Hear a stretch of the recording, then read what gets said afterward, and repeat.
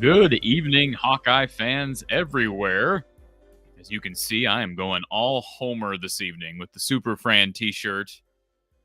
I riled some people up yesterday unwittingly by taking some shots. Not shots. I shouldn't even say shots. I wasn't taking shots at anybody, but some comments I made during our show with Mark Rogers over at the Voice of College Football, just on the transfer portal and Iowa football situation in the transfer portal, which I believe to be somewhat precarious. I'm not pushing the panic button, but I do think it's worth discussing, and I thought this show was worth launching. So appreciate everybody being here. We've got 73 here early. Please take a moment if you're new to the show or if you've been here since the beginning. Please take a moment to hit the like button. I do a terrible job of reminding everybody to do that. We end up just talking about football, talking about basketball, and we never get to really promote as much as I'd like to. I try to add things at the beginning and end of these shows, but please hit that like button now so you don't forget later. That does help the show in the algorithm, and it helps support the show. And if you haven't done so, please subscribe. Hit that little bell next to subscribe. I believe you have to hit it first, and then the bell button will pop up, and you'll get notified when new content drops here from the Hawkeye of the Storm, including news on the transfer portal, recruiting. We've got really great content coming up. We've got an interview with a future Iowa wide receiver that'll be dropping here in the next week. We've got a signing day special live stream coming up in 2 weeks from today. We've got post-game coverage after Iowa State basketball tomorrow. We've got a post-game show Sunday evening after Iowa-Wisconsin hoops. So just tons of stuff, folks. Keep it locked right here. If you're new to the show, the phone number to call in, we've got one phone line active. All right, one phone line active, plus you can join by StreamYard. Unlimited lines open on StreamYard. But first of all, if you need to call in, if you can't join by means of StreamYard, you can call in at 515-635-1601. 515-635-1601. Let's get to our first caller. Thank you for calling Hawkeye Hangout. Who's on the line? I'm on it. Oh, boy, the little kids just don't stop, do they? It's amazing. It actually makes me laugh because it's just funny that the same children that have no lives at midnight on a Tuesday, but to call in and be an idiot, are the same kids that don't have any lives at 8:30 on a Wednesday. Did I say that right? Whatever. So we'll just keep, you just keep, and by the way, what he keeps doing is he keeps opening up new numbers with Google Voice. And so it's actually taking effort to do this. That's what's so pathetic about it, is the idiot who's doing it continues to open up new numbers because I continue to block the number and he just continues to open up new numbers. Get a life, young man, please. Do yourself some benefit and get a life. Okay, let's get to James, who's already with us. James, welcome to the show, sir. Hi. How you doing? It was too late for me last night. I had to go to bed because I had to work, so I kind of didn't have the chance to call in last night. But well, I don't know. How you doing tonight? I don't know if I forgive you or not, but you're here. How you doing tonight? Doing all right, man. They got a good Cy-Hawk win for the women. The Hawkeye women taking care of business in that second half in Carver, and that's a good win because, of course, they went to Ames last year and lost. Perhaps an indication that the Iowa men will get it done tomorrow, but I have my doubts about that one. But good win, good one to enjoy this evening. Yeah, for sure. So, like, transfer portal, you see Eric Hall is coming with Cade tomorrow? I did see that. I didn't know if you've seen that or not. I mean, obviously, I don't like. What do you think of him if he comes to Iowa? What would you think? It's great if he comes to Iowa, but I will say this: it doesn't relieve me of some major skepticism that I still have about the makeup of this roster. I mean, Iowa was strong at tight end this year, James, and I understand you're going to get an upgrade with Cade McNamara, but Sam Laporta, Luke Lachey, what a tandem there, and I have no doubt that Luke Lachey I agree too. Also, be a solid tandem, but you need pieces around. You need receiver help. Lack of receiver involvement at Iowa is mind-boggling and startling and disturbing, and it doesn't help when you're losing Keegan Johnson, Arlen Bruce at the minimum, and the kid from Alabama's not coming here. So no, they got problems to fix at wide receiver. I'm certainly not going to turn down Eric All, but you got bigger problems to resolve at some point with recruiting. I agree with you, and if you see you take him if you can get him, because 1-2 punch. It's always good to have a 1-2 punch at tight end, especially for Iowa. Like Hawkins and Ferentz. Not comparing them, but Laporta, Lachey, it's kind of not comparing them at all. I'm just saying, like, you have two good tight ends, But one thing you said, and I agree with the other day, I think it was when you were talking to Mark Rogers, when you were like, the quality of transfers is kind of scaring me. They offered an Ivy League guy. They offered the dude from Charleston Southern, I think it is. Is it Charleston Southern? The Seth Anderson dude? Yep. Like, it kind of scares me in the fact that, like, I don't know about, the productivity of going from that to the Big Ten is kind of scary. And that kind of scares me a little bit. Like, is that what they're planning on? Because that's what he's always kind of, barring his motto on, has Kirk, in a way. Getting the small school guys, like Heflin, who is obviously Northern Illinois Division, like, higher Division 1 FBS, but still a smaller school, and then, like, bringing in Stilianos, like, that's what he's always prided himself on. It just scares me because it's like, what if they're not ready? Then you bring in Seth Anderson, but then you don't have Keegan Johnson, you don't have Arlen Bruce, you might not have Deontay Vines. Like, it's like you're bringing in somebody, but you don't actually know if they're gonna be a fit because you haven't seen them play big time football. If that makes sense. Yeah, I think the reason I brought that up yesterday on the show, and I'm glad you brought it up, James, because the reason I brought that up with Mark is because there has been, I don't know what to call it, an agenda, but this narrative from certain people in the media, and it's almost like an agenda because it's really been a steady push to convince Iowa fans that Iowa's just going to reload, everything's going to be fine, things are. I heard somebody say, they're going to even out. I just don't know how you can jump to that conclusion, and maybe they will. But do we really have that much insight? And I'm not saying that there's other people out there that know much more about where I was at with recruiting than I do in the transfer portal. But do we really believe that Iowa's just going to be able to go out, replace Keegan, replace Arland? You mentioned Deontay Vines. I'm not going to comment on him, but the situation right now with Iowa's receivers is somewhat depressing. I mean, because they were thin already. And the two guys that you could at least, put your money on were Keegan and Arland. I mean, how many times has that subject gotten brought up? Iowa and recruiting receivers. And we always fall back to, Kelton Copeland did land Arlen Bruce and Keegan Johnson. Well, they're both gone. They're both gone. So who do you fall back on now? Who do you, I don't know. It's just, I agree with you. I don't have any reason to think Seth Anderson is not a Division I product. I can tell you, I don't believe Seth Anderson has had any other offers minus any other Power 5 offers besides Iowa. Have you seen, James? You follow Seth Anderson? I don't think he's had any other offers, has he? No, I haven't seen any. I know Tisla, have you said his name? The dude, Isaac Tisla.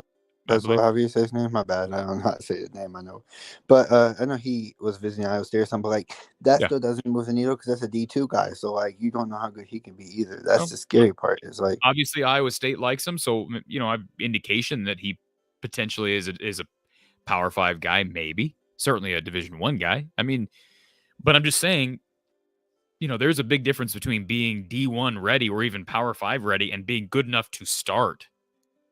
I mean, you're losing starting players at the Big Ten level. So, I'm not trying to rain on anybody's parade as it relates to the transfer portal. And I think the big thing too, James, is the reason my attitude yesterday was somewhat negative is because I did not expect. I mean, I was hearing rumbling. The Keegan Johnson announcement did not surprise me. The Arlen Bruce announcement, I knew that was coming. The Alex Padilla one, you kind of knew that. I didn't have anybody tell me that was happening. You just kind of figured it would happen. I did not expect Terry Roberts to leave. I did not expect Weston Jacobs to leave. Those were two that I did not hear prior to those announcements. So I'm not saying that I don't think Phil Parker can get it done and reload, but boy, that's tough. Justin Jacobs is going to be the star of that defense next year with Jack Campbell gone. I really believe that. Jack Campbell, Riley Moss is gone. Kayvon Merriweather's gone. They're going to be really good up front. Yes, Lucas Van Ness, I believe he's coming back. From what I've been told, he's going to come back, which is good news. But Justin Jacobs leaving is a huge, huge hit if he does indeed leave. And I think Terry Roberts is a guy who probably could have started next year. And I've been told we're going to be getting more news, and it's not good news. So maybe I'm sure the good news will come. They'll get players. I saw Phil Parker was in on a Harvard DB today, visited him and I believe offered. So, they're going to get guys, but so far I don't see any indication of Iowa going at, besides Eric All.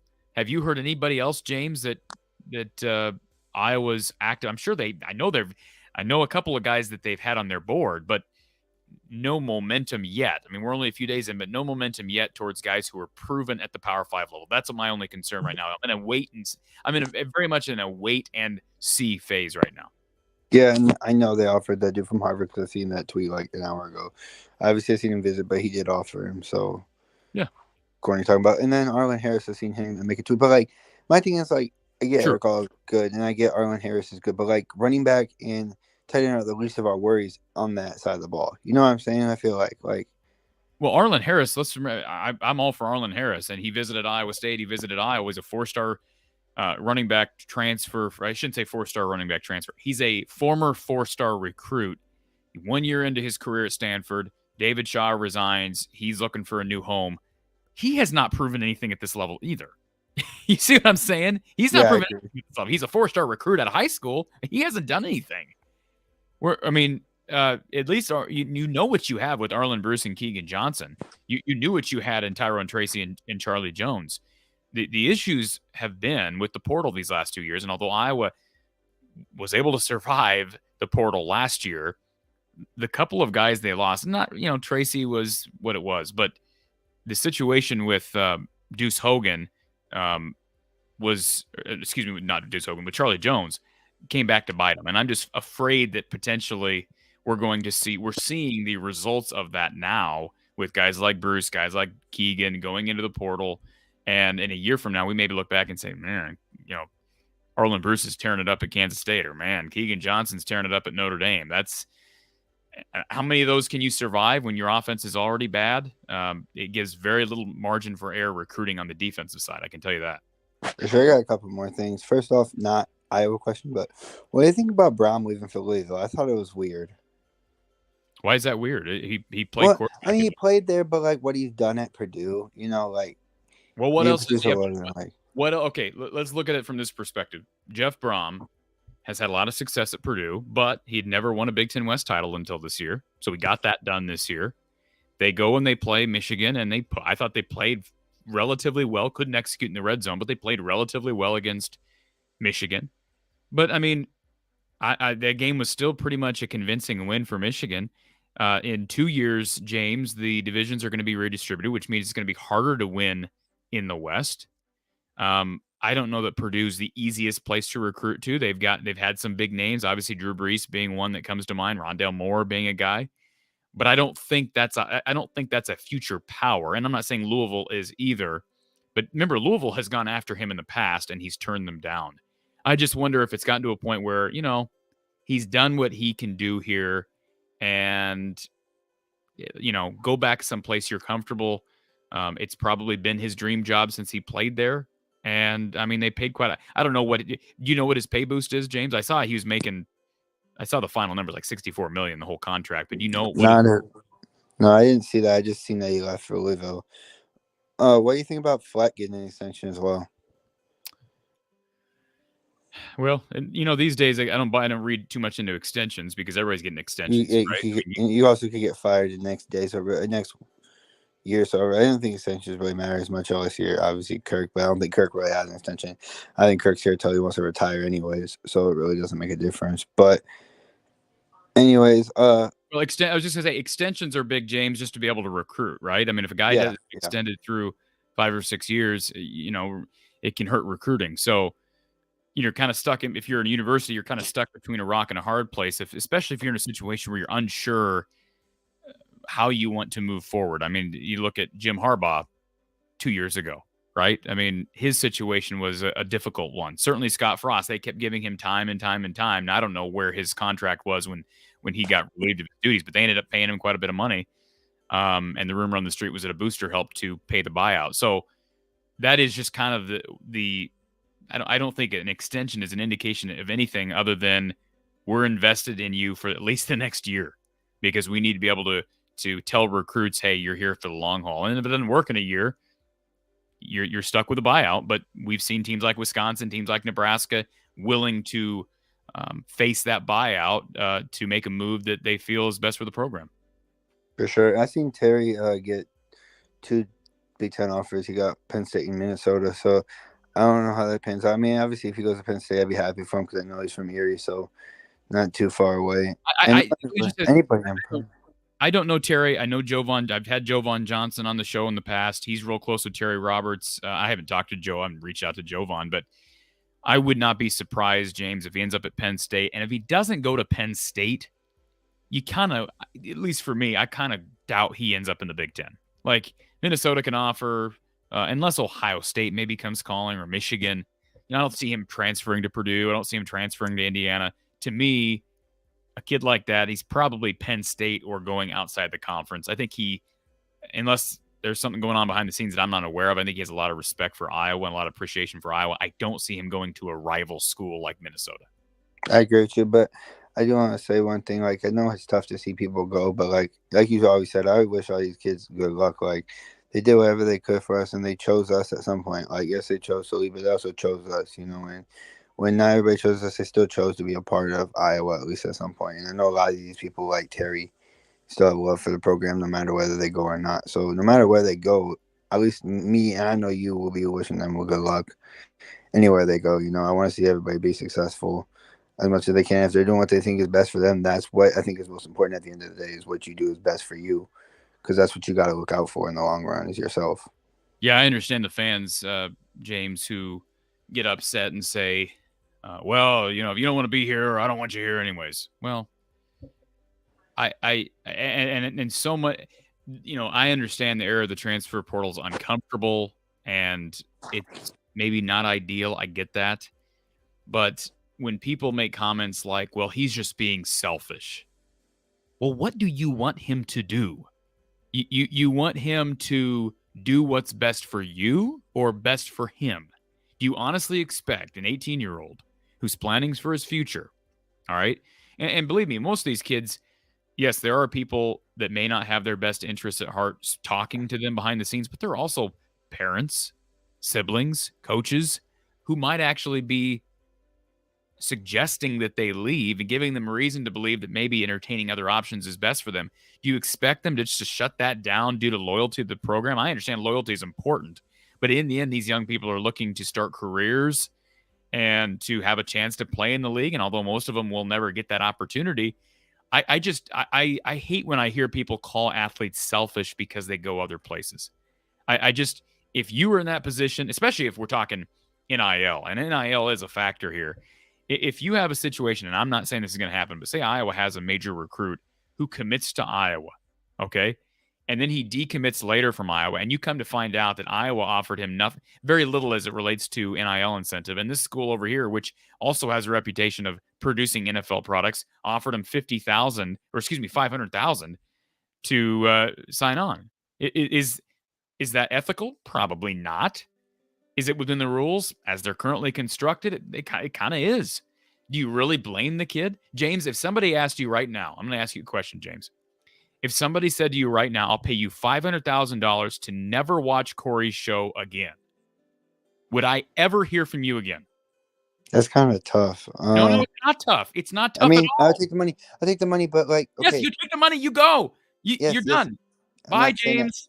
I'm saying in a situation of for me, $500,000 is amazing. It's an amazing amount of money. It's money that can turn your life around, right? But for me, I've grown up a Hawks fan. None of these kids have grown up Iowa fans. So that decision in front of them is not as big. They can just go and do whatever they want because that money doesn't help you. But Caden, what he said, obviously, I'm not trying to bring Caden Proctor in this, but he did say something that kind of did resonate with me. And right now he's stuck true to his word in a way that money's not the ultimate outlier for him. He said that when he committed to Iowa. He said money's not the ultimate factor for him. Whether he leaves for money or not, that's his choice. I'm happy for him anyways. But yeah, and for the record, I'm not referring to Caden. no, I agree. I know. But I'm just saying, James, you and I both know if somebody offers you $500,000 to never watch his show again, we're never going to hear from you again. Yeah, but I might share some money with you, so it'd be all right. Okay. They never said I couldn't. They never said I couldn't hit you up on Twitter, so I might share some money with you, so it'd be all right. You're the man, James. All right, enjoy your night, and hopefully we can get some good news on these. Bringing in some people, you never know. Too. Sometimes I trust him. Kirk's been doing this for how long, so I know this is a new thing for him, for sure. But him even be willing to go deeper in the portal than he ever has been before is kind of, I think, a good sign at least. Yeah, is it? Do you? Let me ask you this, James, before you get off the phone. I'm going to probably put a poll up on either on the YouTube channel or on the Twitter channel or Twitter account or both. How will you feel if we hit February 1st and Iowa has brought in Eric All, Cade McNamara, Isaac Tesla, Seth Anderson, and I'll give them, let's assume for the sake of the discussion, they get a Power 5 receiver and a Power 5 back. And Are you talking? And they've signed Caden Proctor. They've signed Caden Proctor. But no changes occur on the coaching staff. You still have Brian as the OC. Copeland is the wide receivers coach. George Barnett is still coaching O-line. How will you feel on February 1st if that's the case? The word is Brian Ferentz, and that's what scares me because for me it's more like I don't know if I can trust him as much because like if he can't get Arlen Bruce involved the way he is, Arlen Bruce has certain parts of him that are good, but they didn't use him enough. I don't think they'd use the guys they have enough anyways, because I don't think he knows how to use people in the way they should, if that makes sense. Yeah, it makes a lot of sense. So that's what I'm saying. That's right now, as excited as I was a week ago, 6 days ago, as time goes by, you start to come to the realization that, hey, this is still a Brian Ferentz offense. And some would say it's a Kirk Ferentz offense, even if Brian leaves, but I still believe that it's possible if you get a guy in here who's running Kirk's system, a guy in here who understands the quarterback position, who understands the passing game, you can figure out how to be decent, right? They've been decent. Even Greg Davis, people rip Greg Davis. He was decent here at times. Ken O'Keefe was decent most of the time here, even though people ripped him. Brian Ferentz has never been decent here. Not on a yearly basis. He's had individual games. We bring up 2017 against Ohio State, 2019 against USC. But I'm with you, James. If there's not a change with the coaching staff by February 1st, I'm not feeling real positive heading into regardless of what they do in the portal, because I'm telling you, they're not Cade McNamara or not. They're not going to get above average quarterback play. I don't believe they're going to get above average quarterback play without a lot better play up front. More consistent wide receiver play and better play calling and scheme. I just don't believe that's possible. Yeah, and I don't think Brian's going to go anywhere. You see, when they went to visit Marco, he was one of the first persons in the picture. So for me, it doesn't kind of seem like he'd go anywhere because I don't know how well he'd be. Obviously, the NFL is still not open yet, so you don't know if he'd take a job in the NFL as an O-line coach, obviously, So that's kind of tough to say, but I don't really, unfortunately, see him going anywhere in my eyes. But yeah, I don't know. But do you think one more thing too? So did Andrew Anthony put his name in the transfer portal, the wide receiver from Michigan? Not that I'm aware of. I mean, we probably have some Michigan people in the chat. I haven't been following Michigan as far as the transfer portal is concerned. I don't know, because I heard something not about him in Iowa, but I know some people that work in the recruiting office. Cade was bringing up names. He wasn't saying specific names, but he said he has some people at Michigan that he would talk to. I know he never said specific names. Obviously, Eric All is a name obviously we know about coming there, but I didn't know if there's any other in that retrospect. I don't know, because I heard he was one that I know might be an intriguing prospect as well to bring him in, because him and Cade were pretty good friends at Michigan. So I don't know about all that, but it's interesting to see, and hopefully we can give Kentucky a fight without Will Levis there. Do you know who their quarterback would be? Will it be Deuce? I think it'd be funny if it's Deuce, but I don't think it's going to be Deuce. I don't know what their injury situation is, but isn't Deuce fourth string right now? He was the third string. I think they have a freshman who's a backup, which is I don't know if he's true freshman or a freshman redshirt, but he's a freshman. He was the backup. My guess is if they believe that he's the future, why would you not play him? But, I mean, maybe Deuce gets some time. I don't know what Mark Stoops' philosophy on playing young guys. And I mean, this is a bowl game that it does mean something from a preparation and a development standpoint. But, I mean, heck, it's a Music City Bowl between 2 7-5 teams that have been decimated via the transfer portal. So I would hope to see Deuce. I think it'd be great. Wouldn't it be great to see Deuce Hogan versus Joey Labus? To be honest with you, I've been saying this since he committed to Iowa. I've always wanted him to be the best because I actually liked what I saw on tape. So if I don't want him to win. Obviously, I would like Iowa to win. But like if he goes out there and plays well, even if we win, I'll still be happy for him. Like I've always thought he'd be a decent quarterback. But then again, Brian Ferentz is the coach. Off the coordinator, so you never know how decent a quarterback could be sometimes when he's a coordinator. So that's a hard thing to tell as well. But enjoy your night, and hopefully we can get one tomorrow. I'm not as optimistic, but you never know in these series. I mean, the women look good for a little bit, then they kind of struggled, then they turned it on. So you never know. Sometimes.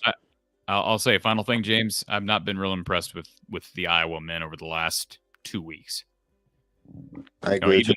Even that win down in Clemson, the win against Georgia Tech, I just kind of listless. Is that the right word? Listless? Listful? What's the word? Listless, right? Listles. Yeah. No, just kind of, We'll see. Got a chance. It's a good team coming to town tomorrow, and it's a team that beat them soundly last year. So if Iowa, if you come out and win tomorrow, that puts down a statement not only in the state of Iowa, but in the Big Ten. But if Chris don't play, I don't think we have a chance, though. So. I said if Chris plays, if Chris doesn't play, I don't think we have a chance. And I heard he's in a walking boot, so I don't know if that's true or not. But yeah, according to Mark Woodley of KWWL, he was spotted in a walking boot today. So I don't know. We'll wait and see, James. Yeah. All right. Talk to you later. Thank you, sir. All right. Well, we've got Clay. We've got let's see here, Jeff. We've got Mike. All waiting on hold. Let's get to our caller on the phone line. Thank you for calling Hawkeye Hangout. Who's on the line?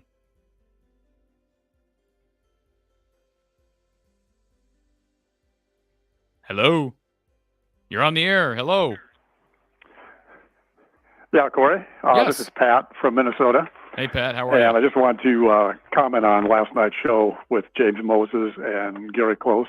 Yes. I thought it was a fantastic show. I just want to thank you again for having these. It was great entertainment, a lot of good information as usual. And I also want to just ask the viewers if they have time to go back and watch an interview that you did with Callie Levin. I think that's how she pronounces her last name, Levin. She's the interview you had. She's from Solon, a junior committed to Lisa's team. And I thought that was a fantastic interview you did with her. It brought out her enthusiasm and excitement, and I really enjoyed that. And just pointed out how young these kids are. And as she would describe it, it was a super cool interview. So I just wanted to congratulate you and thank you for doing these. And that's all I've got to say tonight. I appreciate it, Pat. And yes, and her last name is Levine. I believe it's pronounced Levine. Okay. Callie Levine. But no, I appreciate the shout out, Pat. And she's your typical Lisa Bluter recruit, but got a great personality. And I saw that she hit a milestone here today. I don't know if are you on Twitter, Pat? Yes, I am. See, what mile did you see this from her today? I didn't see that. No, I didn't see that. So let me just find this because you brought her up. Let's see here. Callie Levine becomes the 6th player in Solon history to score 1,000 points. Oh, great. Congratulations to her. Accomplished that last night. So, going to be fun to see her in the black and gold in the year. Well, your comment about her, about when you think of Solon, you think of a lot of haystacks, and I don't know what else you said. And that just broke her up, and I thought that was really, really funny. So anyway, thanks again. Thank you, sir. Appreciate the call. Yeah, the hay bale toss. That's what I think of when I think of Solon. I know there's more to Solon than that, but I'm sure what do people think of when they think of any town in Iowa? I guess if you're not in the state of Iowa, you probably have preconceptions of or misconceptions of everything in this state. Yes, appreciate Pat giving the shout out to that show. And if anybody missed it, that was part of week 207 of Brad's Branded Thoughts. So, of course, Brad's Branded Thoughts, if you're new to this platform, that is my personal podcast that I've been doing for years. Literally years. And so if you haven't seen that, again, with Callie Levine, definitely check it out, week 207 of the podcast. All right. I think we got our buddy boy on the line, but we'll find out in a minute. Let's get to Clay, who's been on hold. Clay, welcome to the show. Hey, Corey, how you doing? Doing good, man. How are you? Good. It's been a little while since I joined, but I've been staying.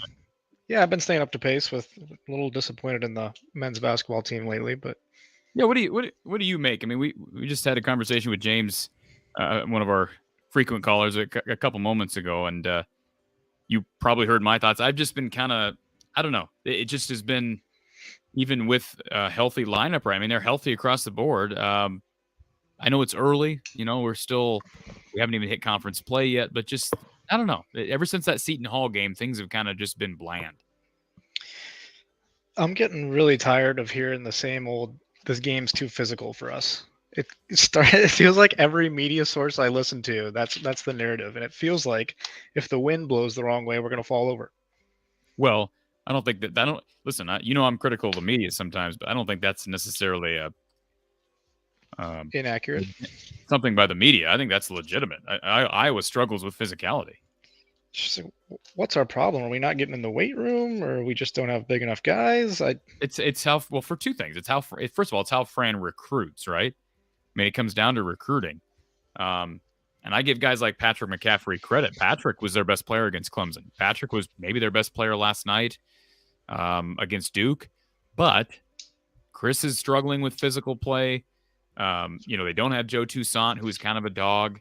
And let's be honest, you go back to some of those exciting teams, the 2013-14 years, Clay, Aaron White, Devin Marble, Mike Cassell, Adam Woodbury. Woodbury was a dog, and I know people were ripping on him a lot during his career.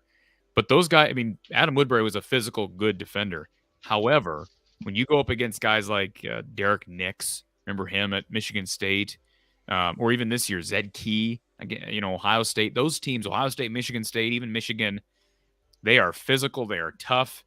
And we saw, again, even last year, Illinois, Iowa State, teams that Iowa struggled with because they got beat physically. And that's what happened against TCU earlier this season. That's what happened against Duke yesterday. That's what happened against Clemson. They found a way to win that one. But that's a real thing. Fran recruits kind of a finesse type of player and guys who are very skilled. He recruits good athletes, but I don't know. I've always been an advocate for Fran to recruit maybe some bigger bodies. I mean, Josh Agundale was a big body, but hasn't really developed the way they'd want him to. Yeah. I never condone or want someone to get hurt, but do you think it could help the team if maybe Phillip went down for like a game or two with like a sore ankle or something, and it forced Agundale or Mobley to play extended minutes and maybe force them to step up a bit? I don't have the answer to that. I think a big part of Ogundale's issues, and I know you're probably tired of hearing this too, Clay, is probably conditioning.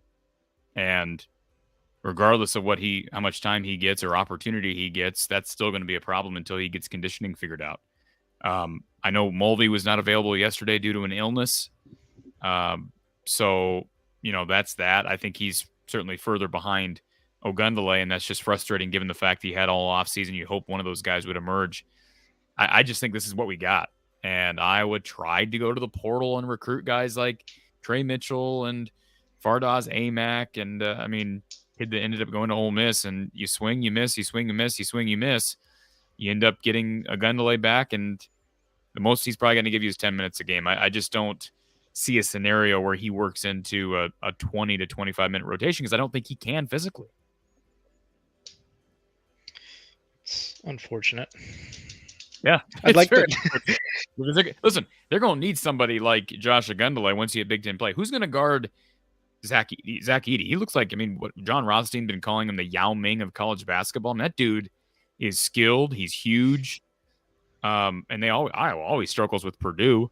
I know they beat him in the tournament last year, but Hunter Dickinson's a 7-footer who's really, really skilled. Rebracha's he's a fighter. He's a physical kid, but he's undersized, and they need one of their 7-footers to step up. And I just don't know if it's going to happen. I would agree with you. I want to transition a little bit to football, if you don't mind. Okay. What if the only way to get Brian to leave would be Kirk leaving as well? What would you want that? Would you be against that? And if you don't want to answer, so be it. But that's a great question. Well, you've heard what I've said before. I'll answer it kind of in a politically correct way, if you will. I've made the comment before, Clay, that I believe it's Gary Barta's responsibility to talk to Kirk Ferentz and tell him, look, you're not going to do something, I will. All right. We need to part ways with Brian. I want to give you the respect, the honor that you deserve for what you've done with this program. I want you to find a way out for Brian, but there is not a scenario that's on the table in which Brian is retained on this staff. So whatever you need to do, Kirk, we need to get rid of Brian somehow. If Kirk says, no, Gary, I'm not doing that, then you tell Kirk, you need to step down then. That's what you tell him. I'm not saying I want Kirk to go. I don't. But if it's gotten to that point, and I don't necessarily know that it has, if it's gotten to the point where Kirk is dead set on Brian, it's do or die around Brian Ferentz, then he needs to leave because he's no longer putting the program first. And that sounds harsh, but that's the reality of it. Isn't Clay, regardless of how long Kirk Ferentz has been here, is it or is it not true that Kirk's number one job as the head coach of this football program is to do what's best for the football program, right? I would say he has an obligation to the university to put it first. He's getting paid millions of dollars to put the university first. So nobody's being unfair in saying that. And I think most people are understanding to the fact that Brian Ferentz being the OC is not what's best for the program. Does anybody believe that, Clay? Do you know of anybody who actually believes that Brian Ferentz is the best reasonable candidate? When I say reasonable candidate, there are, I mean, obviously if Iowa goes and gets, Tom Herman, there's scenarios that are probably never going to happen, but I'm talking about potential options. Is Brian Ferentz the best potential option at OC? I'd say no. However, if he was OC for TCU, I think he would have made the right call on the goal line. I think he would have called QB sneak, and I think they would have won. Would they have been in that position in the first place? No, they wouldn't have. But okay. Would Max Duggan have been developed like he has been developed at TCU? Probably not. Under Brian Ferentz. That's my point. I think there's a route for him to be a running game coordinator, but I don't know what that looks like with a passing and a running game coordinator. Who calls those plays? Listen, that can be done. That has been done. That can be done. But who decides if it's a pass or a run then? Like, is it the head coach's job then? Or do they have 50-50 control, or what's that? It's funny you say this because I brought that same question up to Don Patterson. He said, no, that's a problem. That is a problem. He said it's possible. It can be done, but that is, you're right. The pecking order becomes strange. Again, I brought this up before. We've talked about Randy Hedberg on a number of occasions. Clay, you've heard me talk about, you know who Randy Hedberg is, correct? I don't, sorry. So Randy Hedberg is the QB's coach at North Dakota State, passing game coordinator at North Dakota State. And in the spring, when that job was open, when the QB's coach job was open, he contacted Iowa because he was interested in the job. And Iowa turned him down because Brian Ferentz was the QB's coach to be. So, first of all, terrible move on the part of Kirk Ferentz in Iowa by not even interviewing a guy who's been around the game, who's produced talents like Trey Lance, Easton Stick, Carson Wentz. Terrible. I mean, just the optics of that are bad, everything about that. But going a step further, he is a passing game coordinator. So you'd have to ask Randy Hedberg exactly what his job duties entail. But typically a passing game coordinator is making the call when it's a pass play. So I would assume, again, there would have to be some logistics that were ironed out, but I would assume in that situation, Brian Ferentz is still the OC. Randy Hedberg is the passing game coordinator. So in other words, when Brian says, "Okay, we're going pass," then the buck stops with Randy to make sure they have a good pass play in.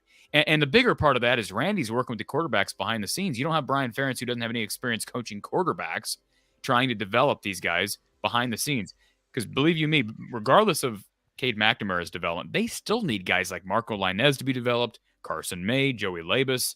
And I don't have any confidence in Brian Ferentz being able to develop these guys, and I don't have confidence in just sending them out to a private instructor for the summer, and that's going to be enough. And honestly, here's the other thing, Clay. As I just kind of transcribed what I have had as far as conversations with Don as it relates to potential moves, and these are, again, questions that I prompted. Potential moves of trying to figure out a way to get somebody else in there. The bottom line, though, is, Clay, you're saying, well, could you bring in a passing game coordinator? I'm just curious. Why is it that, and I'm not saying you're advocating for it, but why would somebody advocate to keep Brian on? What is the motivation behind even advocating for him to stay on staff at all? I've listened to a few former Iowa players, and they all say that they'd go to war with Brian. So I think he's a good guy, and I think if he was in control of the O-line in the running game, I think he could have success. Okay, well, being a good guy and being a guy that doesn't give you the right to stay on and perform poorly. No. Yeah, it doesn't mean you're qualified to coach. And I mean, maybe he would be able to. I mean, again, he had good experience in the NFL coaching tight ends. I have no reason to think he couldn't coordinate the run game to an extent. Although the run game hasn't been very consistent under Brian or any of the coordinators. Do you think he has that in his personality? Say they get an OC that wants to come in and be the passing coordinator and the OC. Do you think he has that I don't know what's the word. He's going to have to take a slice of humble pie. Yeah, that you think he has that humble pie virtue to take a step down? And if I don't know him, he never talks to the media, so I can't get a good read on. If it doesn't happen, then I would say no, because if he doesn't do it now, if he's not willing to put himself forward and do that, look. People have asked, the question was posed to him during the season, well, why don't you resign? Okay, well, that's kind of a stupid question. Why don't you resign? You want him to resign on his own accord? Guys resign. Very rarely do guys resign because they want to resign. They're getting paid $1 million a year. Why would you walk away from that? All right? And you can say, well, he's running the program into the ground. Okay, well, he's not really. They're still winning games, so you can't really accuse him of running the program into the ground. The offense has been run into the ground. But here's what you do. If you're Brian Ferentz, you don't have to resign, but at least offer what you just were talking about, Clay. Offer to take a piece of humble pie and advocate to relieve yourself of some responsibility. Say, look, I was in over my head taking on the quarterback job. Kirk, Dad, we need to make some changes here because I want this offense to be a smooth running machine. I need some help in here. And John Budmeyer, I know he's consulted with Brian and whatnot. That doesn't seem to really be working. And John Budmeyer, I don't have any issue with John Budmeyer. John Budmeyer doesn't have any unbelievable experience as an offensive coordinator. He had 1 year at Colorado State, and they were terrible. So, I'm not saying that John Budmeyer can't be a good position coach, but he's probably not the solution as much as some people think he is. I think what you just talked about, bringing in a guy who's a passing, if you're going to keep Brian on staff, bring somebody who can help with the passing game. And if you have to do that, and I'm not advocating for it because I don't think Brian deserves to keep his job at this point, given his performance or lack thereof. But if you're dead set on, we have to keep Brian on, which is still nepotism, regardless of how you want to shake it. If you're dead set on that, then bring in somebody who can coordinate the passing game, who can coach quarterbacks. The problem with doing that, though, Clay, is then you got to fire someone. And that's unfair to the person you're firing. Yeah, I think whoever comes in, I'd want to have control of the play calling as well, because we've seen enough 3rd and 15 draw plays for my lifetime, anyways. I hear you. Okay, I got one more question. And I'll leave it at that before I jump off here. Okay. Losing a lot on the defense. Do you have any doubt? I know I don't. Do you have any doubt that Phil and Kirk will reload and it'll be a top 25 defense again next year? Top 25 defense. No, I think it'll be a top 25 defense. Yeah. Okay. Clay's gone. That was it. Clay just left. No, I think it'll be a top 25 defense. I mean, I have faith in Phil Parker, right? And obviously the departures on offense are more concerning than the departures on defense. I like Jay Higgins. I know people have kind of been, falling back to him as being the future. I like him.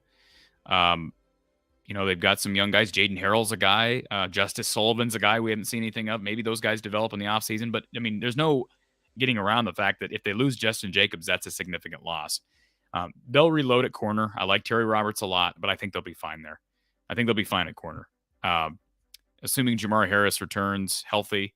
Cooper DeJean has obviously proven himself at corner if they want to keep him there. TJ Hall's got a bright future. I know he struggled against Nebraska. He's got a bright future. Good questions from Clay, but I have a lot more confidence in the future, obviously. A lot more confidence in Phil Parker's ability to squeeze every last drip out of that ketchup bottle or out of that orange or lemon or whatever illustration you want to use to get the most out of his guys than I do Brian Ferentz at this point. That should be obvious why. All right, folks. Hawkeye Hangout here. We're talking transfer portal madness, the Cyhawk game tomorrow. We'll be right back with more, taking your calls, taking your chats. First, though, a word from our sponsor, Under the Kitchen, and our guy, Randy Engel, down in Mitchellville. We'll be right back. You may have heard of the real-life Hawkeye man cave known as Kenneth Under the Kitchen. Well, after lots of hard work, there's not much space left to paint, but the walls are exploding out for public consumption. Under the Kitchen is proud to announce that you can now purchase exclusive prints of some of your favorite Hawkeye legends, including wrestling great Spencer Lee, football players Arlen Bruce, Riley Moss, and Tavian Banks, plus an all-in-one Murray family legacy print featuring Keegan, Chris, and Kenyon Murray himself. Signed and unsigned prints are available, making the perfect collectible or gift for any Hawkeye enthusiast. For more information on purchasing one of these outstanding Hawkeye prints, visit Under the Kitchen on Facebook. That's Under the Kitchen on Facebook. So appreciate Randy Engel as always. Under the Kitchen, definitely give his stuff, his artwork, a chance. He has been busting his butt making original Hawkeye artwork. Great gift ideas too, folks. So again, contact him. Under the Kitchen on Facebook. All right, let's get to our this person. I'm just going to say this right now. This person's been on the phone line for 20 minutes waiting. 20 minutes. Hello, who's on the line? Hey, Corey, this is Connor out of Cedar Rapids. Hey, I Connor. actually just came over to your Hawkeye Hangout. I was just on the interview video. It's called The Room. They had Cade McNamara on, and he had a lot of good insight about Iowa and the NIL, what they have going on. But it was interesting. He said Michigan and Notre Dame both, he used the words unorganized with their NIL groups, and he kind of praised Iowa on their organization and their NIL. What are your thoughts on that? This is where did you watch? This is an interview on the Swarm Network, or what is this? I think it's Kyle Allen and Jordan Palmer. They call it The Room. Is this on YouTube, or where is this? They just dropped it on YouTube about a couple hours ago. Okay. I think yours might have been up first. You probably haven't seen it, but yeah, they apparently have known Cade since middle school time, so okay. They just had him on. I think they said it's their 17th episode or something like that. So I'm glad you gave that show a shout out, because I definitely will check that out if it's an interview with Cade. It doesn't totally surprise me, Connor, because throughout the past week or so, especially now that we're hearing rumblings of Eric All and perhaps more guys from Michigan leaving, there have been some rumblings about NIL and that maybe that program not being as organized from the top down with name, image, and likeness, which is pretty pathetic given the fact that Iowa has been, I think, rightly criticized at times for not being up to speed with NIL. But give the guys who are heading this up credit, because I think they're further along than maybe people thought. So I'm glad you brought that up. But there's no question that Cade coming here especially if we come to find out that he was not given a guarantee that Brian Ferentz is going to be moved on or there's not going to be significant changes. Why else would you come here? I hate to say that, but why else would you want to be a quarterback here when you've got Notre Dame calling and you've got potentially Miami calling? Why would you want to be here if it's not got something to do with NIL? One of the things he brought up actually in that interview is why was it a decision to come here? And he wasn't super clear about it, but one of the things I really liked about the attitude is I'm not gonna use the language he used because you've got a family show, but he said, keep telling us that we're gonna be the worst, basically we're gonna show you what we can do next year. And one thing that did make me nervous about that is he said he's tired of being called a game manager and he wants to change his game when he comes to Iowa. Well, Connor, I hope that's the case, and I can tell you this: I think you would agree with me because you're an Iowa fan, right? Yeah, absolutely. Season ticket holder too. Probably goes contrary to common sense and logic to think that a kid comes to Iowa to shed his title of being a game manager. Do you get what I'm saying? Probably not the place you go to. The history what we had yeah. with Nate Stanley and Petrus, and now he fits the mold, and now he's kind of saying he wants to break away from that. Yeah. And he said they were talking, like, I don't know if it was the coaching staff or what, but he said Iowa's offense is looking to become more reliant on the pass game instead of run game, like they have in the past. Yeah. Well, I don't buy it. Listen, I'm not. That doesn't shock me if that's the case. First of all, because I think desperate times come for desperate measures, and if Kirk Ferentz is set on retaining the coaching staff, I have a feeling he's willing to. That is the only scenario in which Kirk Ferentz is willing to make overhaulish changes with personnel, going to the portal at quarterback, with scheme, perhaps going more pass heavy, to pull out all the stops in hopes that something will work with Brian. I'm not trying to bring everything back to Brian Ferentz, but that is an indication to me, Connor, that Brian is staying right there. What you just got done saying, that the implication from Cade McNamara is that Iowa's going to go more pass heavy. That doesn't give me faith that Brian can do that and pull that off, but I'm not surprised if that's the case. What we see more of the passing game next year, with a better quarterback and a better offensive line and a run game that works when you turn to it. Sure, I think they can be more successful. You can't be you almost literally can't be worse than they were this year. But no, I appreciate you bringing that up because again, a quarterback wouldn't come to Iowa to not be a game manager, right? I mean, a quarterback's coming to Iowa to win football games. Iowa's in a place where you can win now. You go to Purdue to shed the game manager label. So that's an interesting quote. That's really all I had. I just want to talk a little bit about that interview, but kind of interesting to see what he can bring to the table. He also mentioned they're still active in the portal, which is good. I mean, we all kind of knew that, but he said there's a couple guys they're still working on targeting, which is good to hear, but he didn't give us any really insight into any coaching changes, which I don't know if he's just been told not to say anything or what the deal is on that, but I was kind of hoping to hear something along on that, but he didn't give us anything on that. Yeah. Yep, we're going to have to wait another month, I think, before we know for certain on this. And again, if a move is going to be made, I would think it's got to be made in early January at the latest. Yeah, that's pretty Kirk MO. He's not going to do anything until after this bowl game, but I think it would make it a little better for the recruits coming in. Why you wait that long? This bowl game doesn't really mean a whole lot to people, so why wait that long and potentially lose guys? Kind of sucks. Absolutely. Connor, appreciate you calling in, sir, and I appreciate you hanging on hold. Yep, thank you. I super support your show. Good luck. Thank you, sir.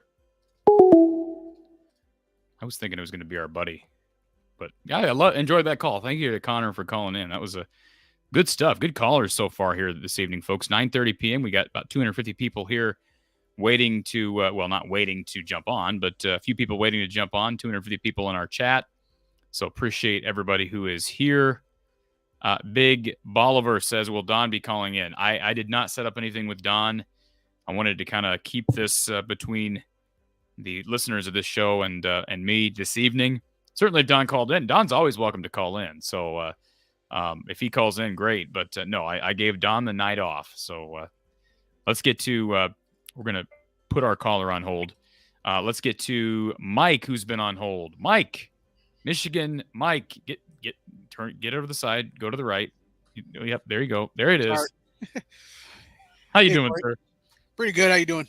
Here, doing good. What's the latest on Eric All? Are you frustrated by that? Are you surprised by that?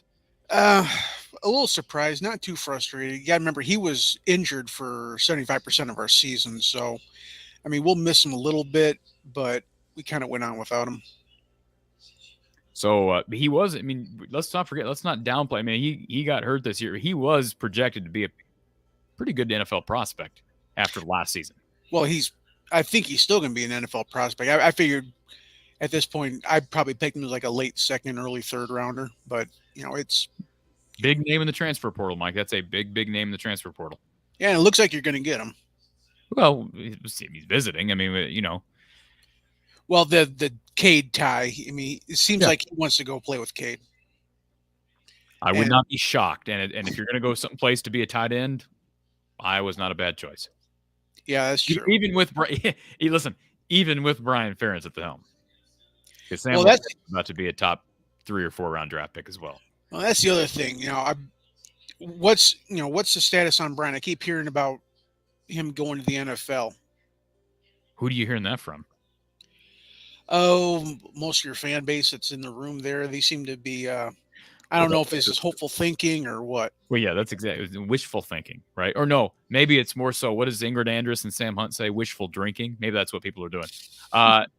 Listen, I think people want Brian Ferentz to leave any which way.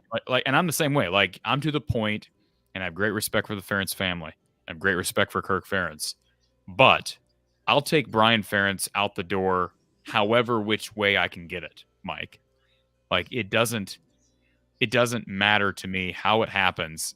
I just want it to happen. Does that make sense? Oh, absolutely. And I'd heard some of the rumblings. I don't know from who, but they're probably talking about like if you can get Brian out of there, maybe pull Josh Gaddis out of Miami and bring him up there to Iowa City. Yeah, I know those are rumors out there. Michigan fans didn't really care for Gaddis last year. Am I correct? No, no, and that's the thing. I think he's a get because, I mean, he was okay for us, but the problem is that he got the Broyles Award when he wasn't even the best coordinator on our staff. Our defensive coordinator, Mike McDonald, who went elsewhere, so that oh geez, I can't think of our DC's name. I'm bad. The one's going to win the Broyles again this year. Minter, I'm sorry.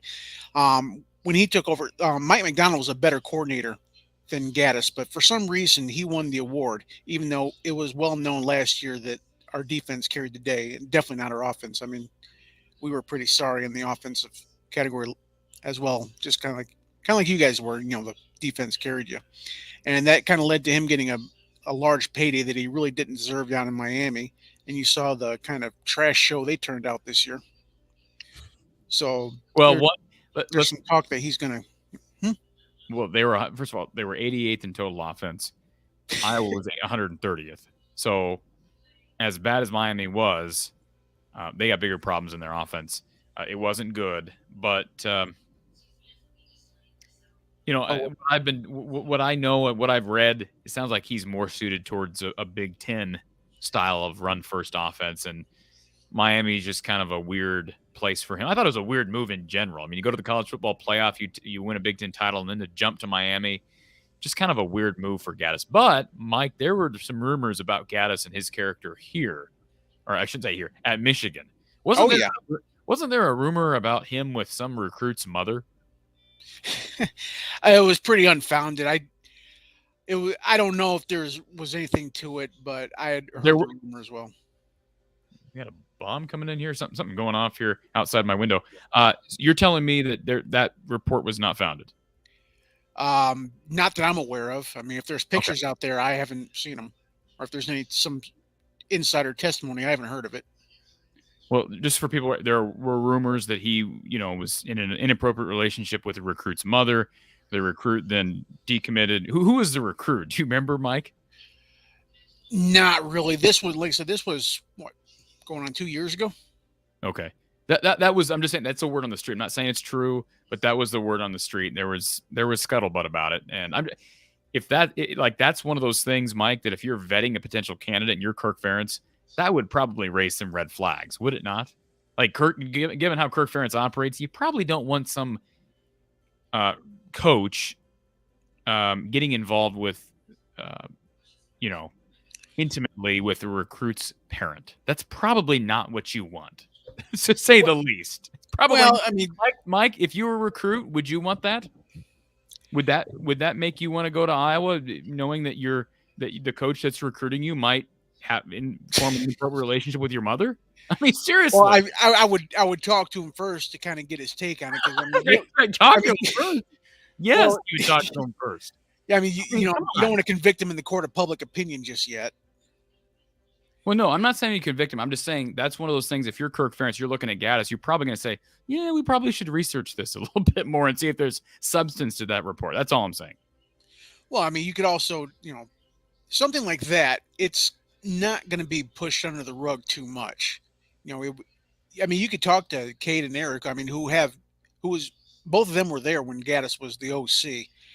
Something like that would have gotten around. I mean, you can't really sweep those kind of things under the rug. So, I mean, you could probably kind of, get the lay of the land from them to see if there was any red flags come up with Gaddis. That was more than just smoke. But you give him a chance. I mean, worst case scenario, at this point, I mean, are you willing to take somebody with a minor character flaw just to get out of the doldrums of the worst offense in the country? Okay. Again, assuming that, I know we can't do this, but assuming the report is true, let's not call it a minor character flaw, okay? We be very clear what he's accused of, right? What he was accused of at Michigan. I don't believe that's a minor character flaw, Mike. That is a major issue. Well, I mean, when you think of what's going on with, like your Art Briles and your Mike Petrino and Hugh Freeze, that is a little bit on the minor side. I understand. I'm just saying Kirk's not going to hire a guy that sends up red flags. That's all I'm saying. Well, I mean, do you have somebody else in mind then? Somebody who might. No. I mean, like I say, at least with the Gaddis connection, that aside, he has some sort of, rapport with Cade and Eric because, he's coached both of them. I listen, from a football perspective, I would have no problem with Josh Gaddis. Let me just say this right now. If I knew tomorrow that they were hiring Josh Gaddis, firing Brian Ferentz, you wouldn't see me for a few days because I'd be scheduling I'd be renting out a room for full on disco party, Mike. You wouldn't see me for a few days. So I'd be thrilled to death over that hire. Not because I think Josh Gaddis is the next great thing, but he's an offensive mind. He's going to help you in the wide receiver room. He is a wide receivers coach, as you know, Mike. Yep. Which Iowa desperately needs help with. And then you could potentially hire a QB's coach. I mean, like, imagine Josh Gaddis, Randy Hedberg. You got an old seasoned coach who understands the quarterback position, can work along with a guy who understands the passing game and wide receiver play. No, I'd be a dream scenario. I just don't know about character. And let's be honest, there's dominoes that have to fall before we're even having the conversation of who would be a good candidate. Well, that's true. I mean, you kind of have to get that figured out. But, I mean, somebody that can bring in a decent offense because, see, the thing with Eric is that he's more of in the Kellen Winslow, Jeremy Shockey type of tight ends. He's not your old school, hardcore blocker, big muscle guy. He's more of like a hybrid wideout type guy. So he's somebody. He's like Noah Fant in a way. Yeah. So he's somebody that he can be on the field whenever you still, I mean, you got Lachey and, what are your other tight ends right now?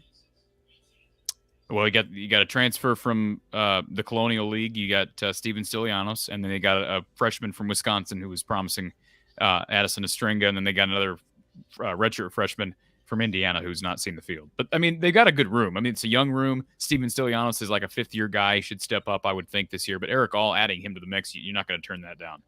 No, like I say, he's very, he can be utilized. I don't think he's the strongest pass blocker, but that can be figured out. Yeah. Well, okay, I'll go ahead and step aside and let you get some more people in here. Good stuff, Mike. Appreciate your call as always, sir. Okay, thanks a lot. All right. Let's try Jeff. Hello? Yes, Jeff, welcome to the show. Hey, thanks for having me. So one of the things with this transfer portal narrative, I think some things are, I guess I've got kind of a positive spin on it. I don't necessarily think all these guys are leaving because of a stagnant offense or don't see a bright future in that. I think it's kind of one of those deals. If you put yourself in their shoes, they're going to the highest bidder right now. That's the game. They're looking out for themselves, and you see some of the offers these guys are getting, and why not? You have a few guys like Padilla who are maybe looking for more opportunities on playing time, but these guys aren't publicly coming out and saying bad things about the program even after they've transferred. Most of them are saying positive things. So I think to automatically jump to the conclusion that these guys are dissatisfied in what they're doing is maybe not necessarily true. When you're getting guys like that have opportunities to maybe earn more money elsewhere, and until the system changes, I think we're in trouble. I really think they need to go back to a system where a guy has to sit out a year when they transfer. They need more skin in the game. It's too easy to just say, I'm going to open it up to the highest bidder. And some of these guys could come back if they don't like what they have. And I think that's why I always tried to stay positive on it as well. Well, Jeff, I think you're Jeff, right? Am I correct? Correct. Jeff, I don't think you're wrong. I do think there's substance to suggest that NIL is a leverage point, a major leverage point with the transfer portal across the country. I will say this: it was a leverage point with Cade McNamara. I think that's clear, and I haven't listened to the Cade McNamara interview that somebody brought up a second ago, but I have reason to believe that Arlen Bruce and Keegan Johnson, those two, maybe those guys are getting offered money, but Jeff, is it reasonable for us to assume, and again, even without having any inside information into their decisions, is it reasonable to assume that part of their issue is opportunity, scheme, coaching, etc.? Is that reasonable to say?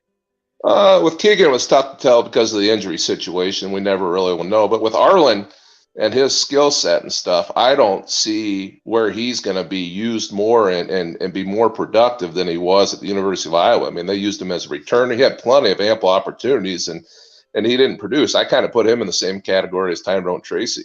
I don't see Arlen Bruce going out somewhere and having a Charlie Jones type of year. He's just not that type of player. Charlie Jones was here last year and did next to nothing on offense. And he transfers out to a place with more opportunity and a better situation and goes off. So not everybody's Tyrone. I don't understand. Not everybody's Charlie Jones, but not everybody's Tyrone Tracy. That's what I'm saying. Right. Well, the reason I'm comparing him to Tyrone is Arlen got opportunities. Charlie didn't really get many opportunities to showcase himself as a wide receiver. But I'm saying with Arlen, he got his chance. He got balls thrown his way. He got a chance to field kicks and punts, and he didn't produce at that level. And I just don't see him going somewhere else and producing and getting the number of touches for a guy his size. He's not going to go somewhere to Kansas State and be the next Deuce Vaughn. I think he's trying to put his name out there and get some more money somewhere. But why would he get more money somewhere if there's a team that doesn't think? Why would a team give him more money if they don't think he can produce more than he did here?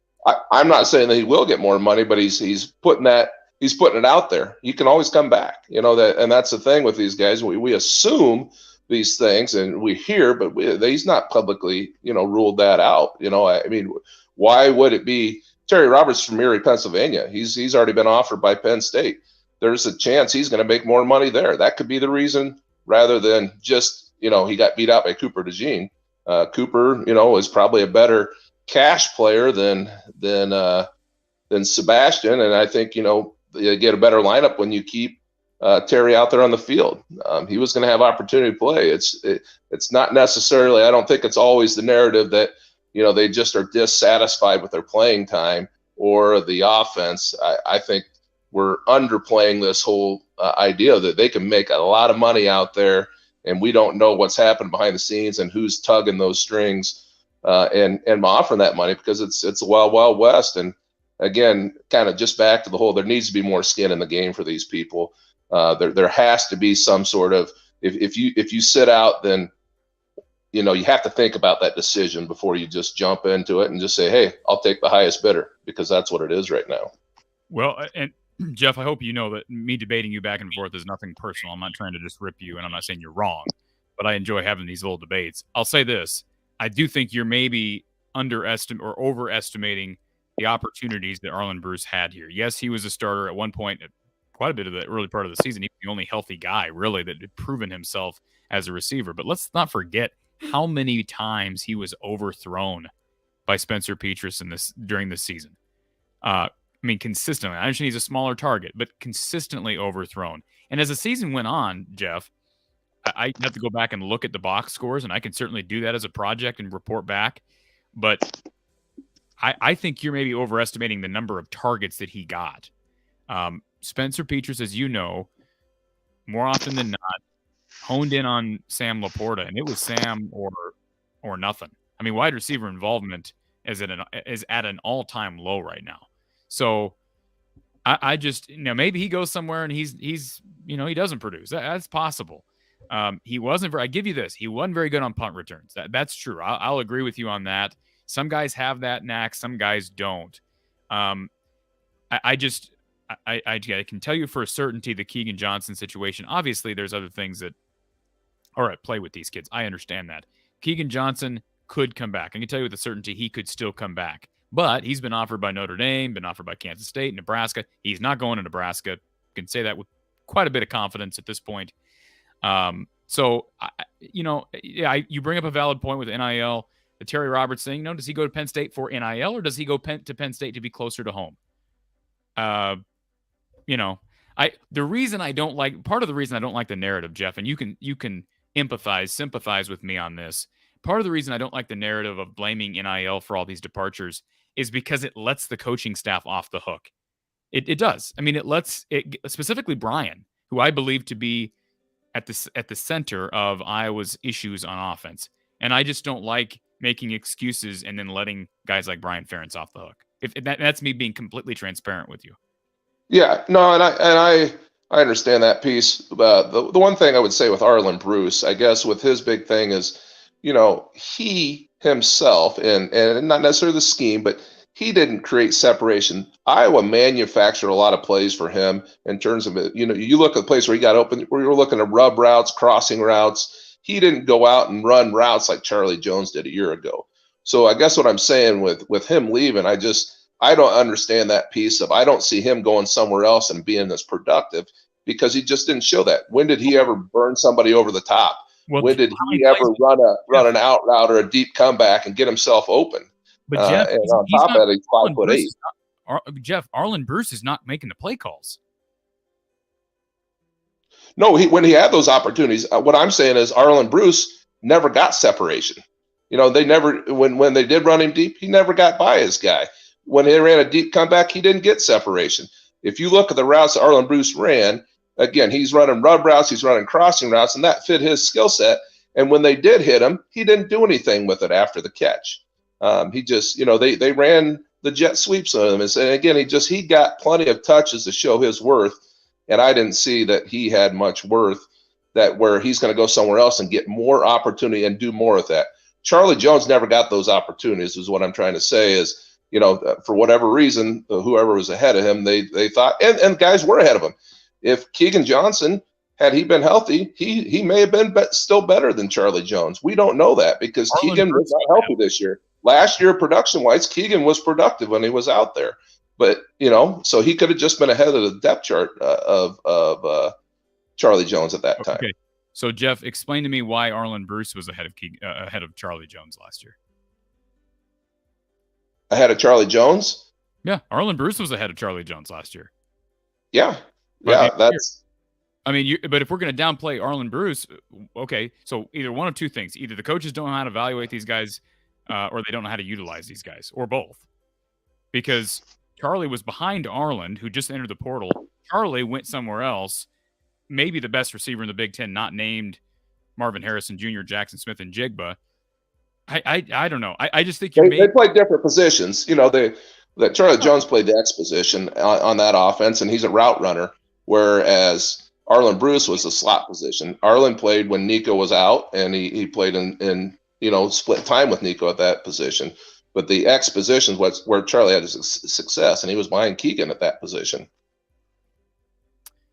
I'm not saying you're wrong, Jeff. I'm not necessarily in total agreement with what you're saying. I'm not in disagreement with what you're saying. I hope you understand what I'm trying to get across. We'll have to wait and see, because those guys are getting some high major attention. We're going to find out. If those guys leave, and you're right, they could come back. I don't think they will. And I could be wrong, but from what I know, I don't have reason to believe they will be coming back. And I do have reason to believe that if Iowa made coaching changes, there would be more of a chance that they would come back. I can tell you that with a certainty, Jeff. If those changes don't get made, we'll never know.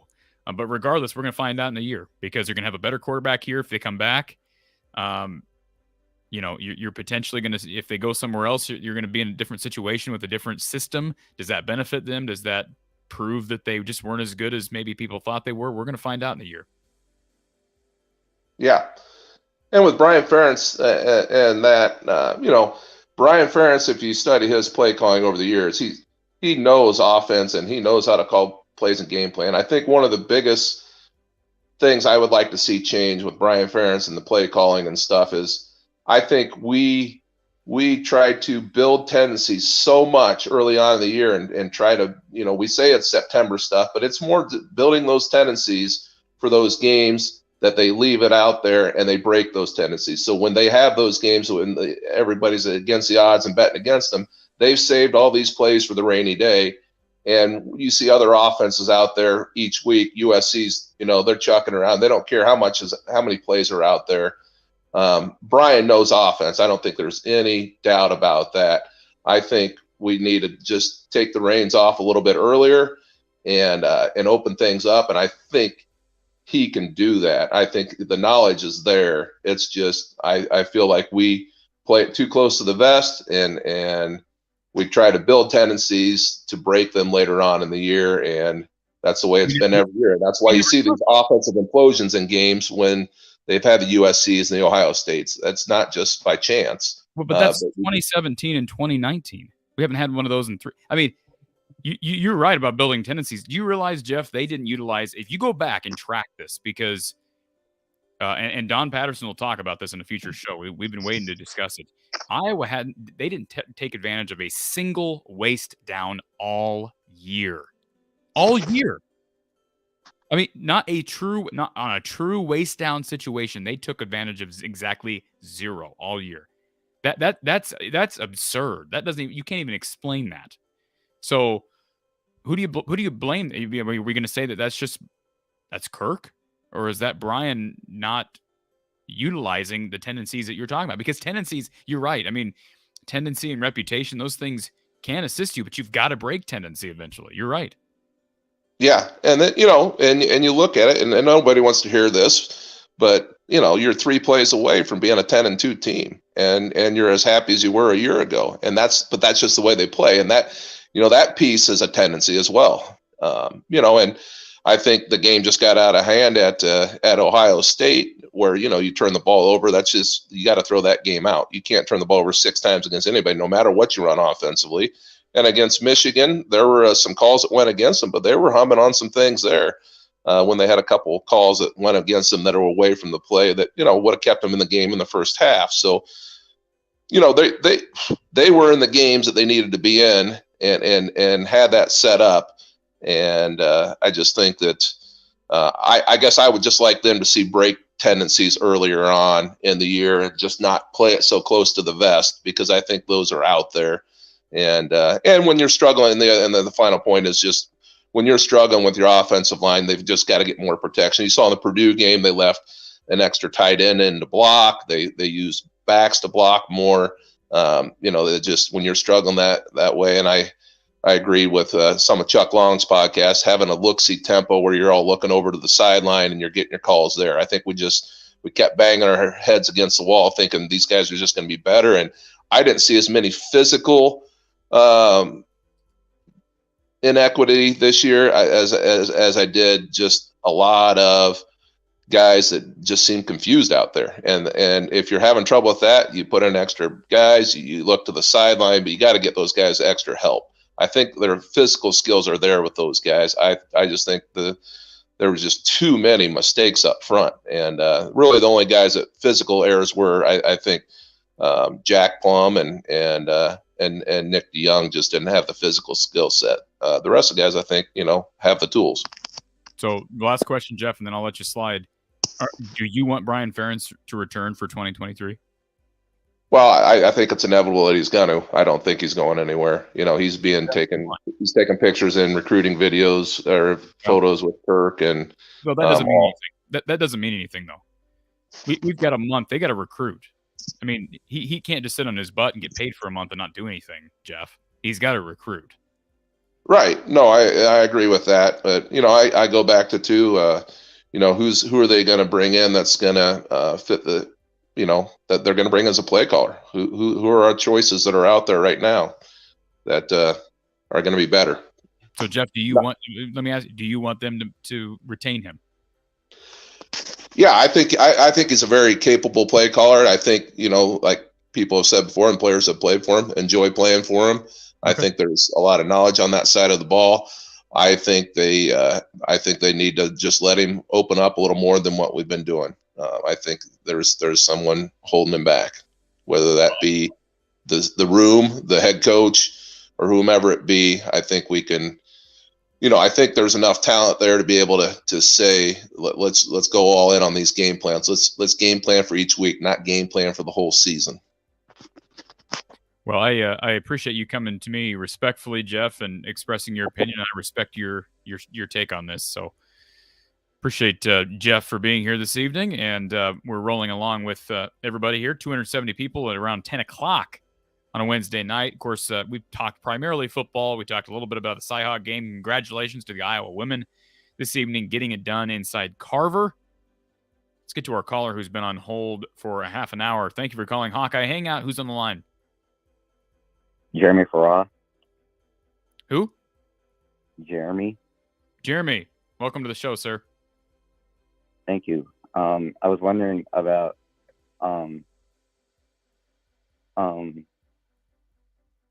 like the Nebraska recruit that's coming to Iowa. Is that true? Their linebacker?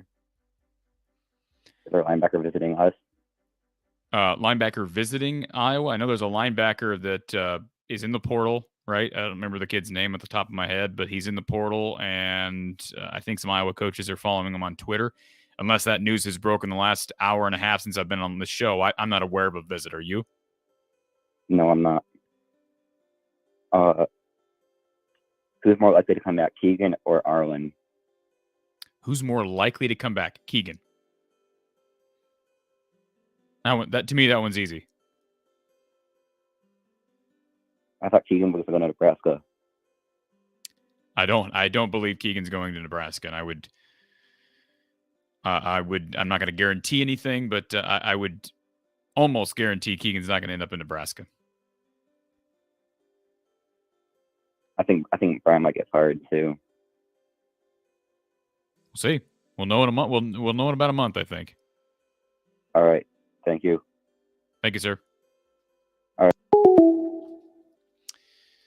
All right. The phone line is back open. Pugmaster, appreciate the super sticker, Pugmaster. Thank you for that. Thank you for supporting the show as always. Eric, the super chat from Eric, not trying to overreact, but this does have a smell of rats jumping, or doesn't this have a smell of rats jumping a sinking ship? I wouldn't go that far, Eric. I'm concerned with some of the attrition, specifically Justin Jacobs, Terry Roberts. Jacobs primarily. Roberts is a loss. I really like that kid. We'll see. I mean, this is going to be a busy month. Going to be a busy month. But I am concerned. Yes, I've expressed that. There's reason for concern most certainly.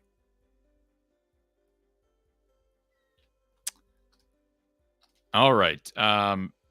Let's get to the super chat from. We haven't gotten to the super chat. Let's get to Ryan. We'll get right back to the super chats here in a moment. Ryan. Corey, how are you? Good, sir. How are you? I'm good, thanks. Want to say thanks to your caller earlier, Connor. I looked up the room with Cade McNamara and it came right up. So as soon as I'm off with you, off your show, I want to check that out. So good on him. Yeah, here's the deal. I don't know. I don't love the idea of people promoting other YouTube content when I'm live on the air. We still got 275 people on here. So I appreciate people who are here and didn't just jump ship when they heard about that interview. So no, I'm going to check that out as well as soon as I'm done. Oh yeah. It's one of those. Okay. That's the next thing, you know, Absolutely.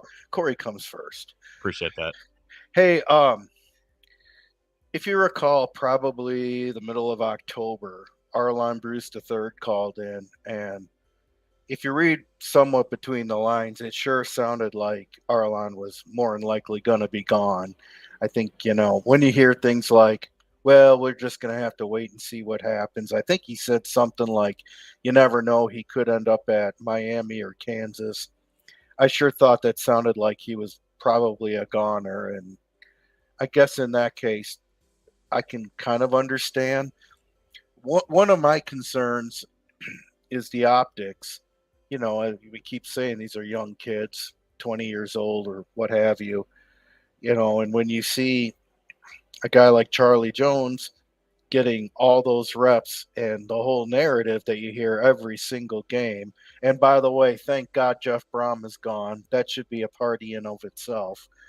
I think you'll see Jim Leonard make a run at that job, but that's another conversation. Okay.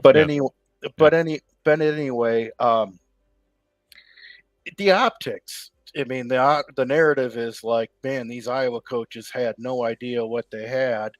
You know, we're starting freshmen ahead of him, and he was one of the best receivers in the Big Ten all along, is what's the narrative. And you can say all you want, well, he must have had a gigantuous jump in the spring. But, you know, that narrative, I think, really kind of hurt our coach's image when it comes to whether or not you might want to come here. So then after that, just a couple questions. Eric All, I'm sure has been mentioned. He's going to be visiting, and that would be very exciting. Some other the exciting names that we've heard are Holden of Alabama, but then I'm kind of hearing that might be off the table. That ship has sailed. Okay. But then there's also A.J. Hennig, the kid from Western Michigan that has been talked about, obviously. Tesla has been talked about. Yep. So there could be some very exciting wide receiver play. However, kind of come down to, irregardless if we get 1, 2, or 3 of those, I have not really heard any scuttlebutt about experienced portal offensive linemen coming. And you can put talent around on this team on paper, but if we don't get a substantial bump on the offensive line, even with Caden Proctor coming, we still need more. And I kind of wanted to know if you've heard anything along those lines, as well as are there any potential 6-year guys like Nico that might come? Maybe Spencer Petras will come back and have a quarterback competition with Cade.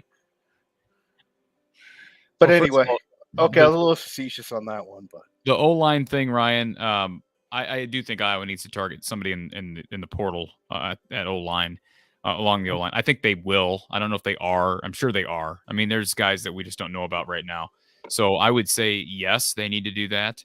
I'd say definitely yes. Have you heard anybody's name really? Because I really haven't. It's been mostly receivers and, of course, Eric All.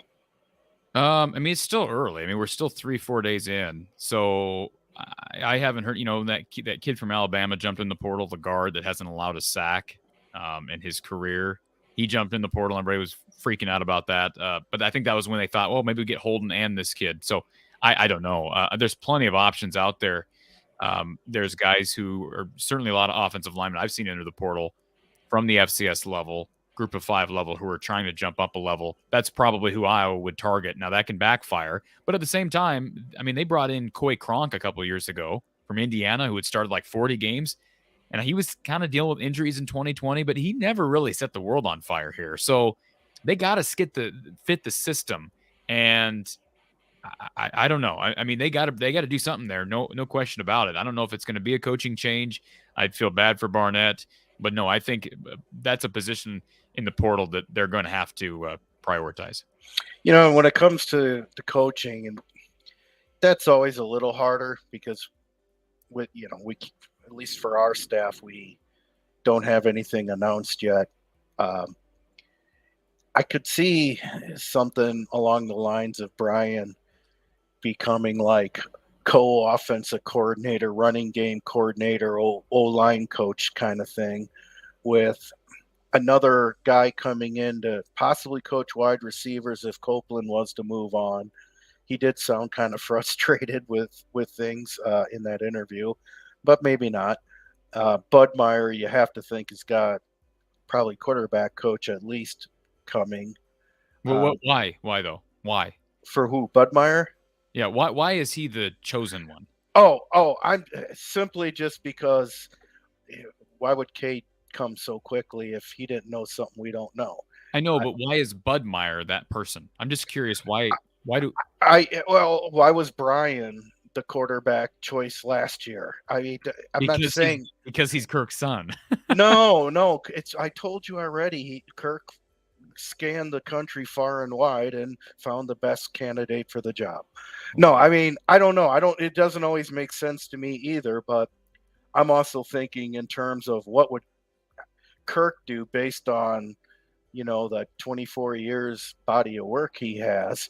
I've heard you discuss it before. He does, in your opinion, he doesn't always maybe make the best choice. I think he somewhat has a circle of trust that he kind of navigates around. Bud Meyer's on the staff. I could definitely see him possibly being the choice, regardless if it's what we would feel is the best choice. And answer this question from Steven here. Can you imagine Brian being hired as OC at any other Power 5 school in the country? No. Oh, of course not. But the fact that we can say of course not. The fact that we can say of course not. Right. That's like saying he's going to be the next director of equity and inclusion at Iowa. I mean, with the lawsuit going on, it's not the best. He's not the best choice, and we all know it. And unfortunately, we've won a lot. Well, fortunately, I should say, we won an awful lot of games on the back of the defense and special teams, and kind of won in spite of him. Now we have a quarterback with some real credibility who's, I don't think, is going to overshoot everyone. I think he's going to have more crisp passes, which brings me back to the offensive line. Now, if you can fix that offensive line with a better quarterback, obviously we got to fill that wide receiver room with some talent and actually realize that wide receivers need targets too. It shouldn't just be the tight end show only. Maybe then in those circumstances, in Kirk's mind, Brian will look better and maybe get us into the 70s instead of the bottom of the barrel. Ryan, let me just say this one thing. I will be the happiest Hawkeye fan out there, regardless of the attrition at wide receiver, if I find out on January 1st, the day after the bowl game, that Brian Ferentz has accepted a job in the NFL. Oh, me too. I mean, Me too. I'm going to have to act with some decorum and like some dignity, right? I'm not going to just do a celebration show on here. But when you're not online, you're probably going to just totally fool out. And I wouldn't blame you. I think most of the state of Iowa would. I absolutely cannot blame you. Yeah, well, man, thanks again. You have a good night. Ryan, we'll be back tomorrow. Thank you, sir. Thank you. All right. Appreciate everybody being here. We're trotting along here with more of your comments, more of your chats.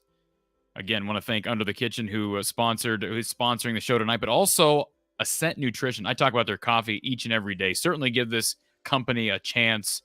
Owned by a former Hawkeye. Lance Shuttler graduated from the U of I. Great guy and doing great stuff in the world of health. His coffee's been featured recently on Fox Business. It's being featured on PBS, CNN. Great stuff. We're going to hear a word from Ascent Nutrition. We'll be right back with more of your calls, more of your chats right here. Hawkeye Hangout from the Hawkeye of the Storm.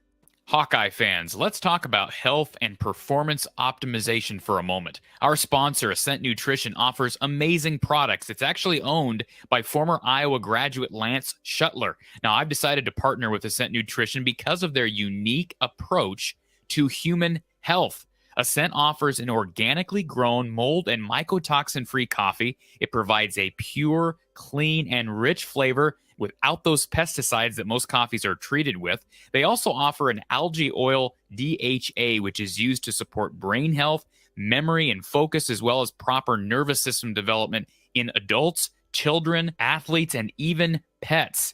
Now, lastly, their unique crafted wild pine pollen is used to support cardiovascular health, hormonal function, and a healthy libido. Your purchase not only supports this channel, but the business of a former Hawkeye. Visit goascentnutrition.com or click the link in the description below and use the code Hawkeyes. That's the code Hawkeyes to receive 15% off your total order from Ascent Nutrition. So appreciate Ascent Nutrition, as always, for being a part of the project here from the Hawkeye of the Storm and Hawkeye Hangout this evening. Certainly visit them. You can find all of our sponsors in the description of each one of our live streams and videos. Bill with the super chat. If they give Brian Ferentz a less important title, bring in someone else, it doesn't mean Brian Ferentz isn't running things behind the scenes. Remember, Brian has to be doing what Kirk Ferentz wants. In the end, it's Kirk's offense. Appreciate the super chat, Bill, and you're not alone in that viewpoint. And ultimately, I think you're right that the fact of the matter is this is a system that is run by Kirk Ferentz, right? It's a philosophy that's Kirk's philosophy. It's interesting. It really runs contrary to what Hayden Fry believed. And although Hayden Fry prioritized a strong run game, the fact of the matter is Hayden Fry also prioritized the passing game and explosive plays. And I'm going to drop it, folks. Exotics. When's the last time we've seen Iowa run true exotics? I mean, they tried a halfback pass last year in the Big Ten championship game that didn't work, but boy, what a creative mind Coach Hayden Fry was. Let's get to our caller who's been on hold. Thank you for calling Hawkeye Hangout. Who's on the line? Oh, 1 second. I'm Jeremy. I forgot to ask, what are the odds that Eric All commits to Iowa? What are the odds that Eric All commits to Iowa? Well, I'd probably say pretty good based on his visit tomorrow. I will be surprised if he doesn't end up coming here. Yeah, but I don't have any inside information. That's just scuttlebutt. Another school could call him, and he ends up at Notre Dame. But I would be, at this point, given the smoke out there, I would guess that there's probably a 75% chance he's a Hawkeye, which is obviously very high. What would he bring to Iowa that we don't have now? Well, he brings you, obviously, tremendous experience at a high level at tight end. He's going to give you another playmaker for the passing game. You're losing Sam Laporta, so I'm not saying he's the next Sam Laporta, but him and Lachey are a good tandem. Losing Laporta is massive. I mean, he's their number one guy on offense. He's the best player on offense. So, no, it's a significant upgrade. And how about this? Let's think about this for a second, Jeremy. You bring in Eric All to complement Cade McNamara, because McNamara is coming into a roster in which he's never played with any of these guys. So all of a sudden, now you have a guy he's comfortable with. I think that's a powerful concept as well. Yeah, and they're better chemistry too. Absolutely. I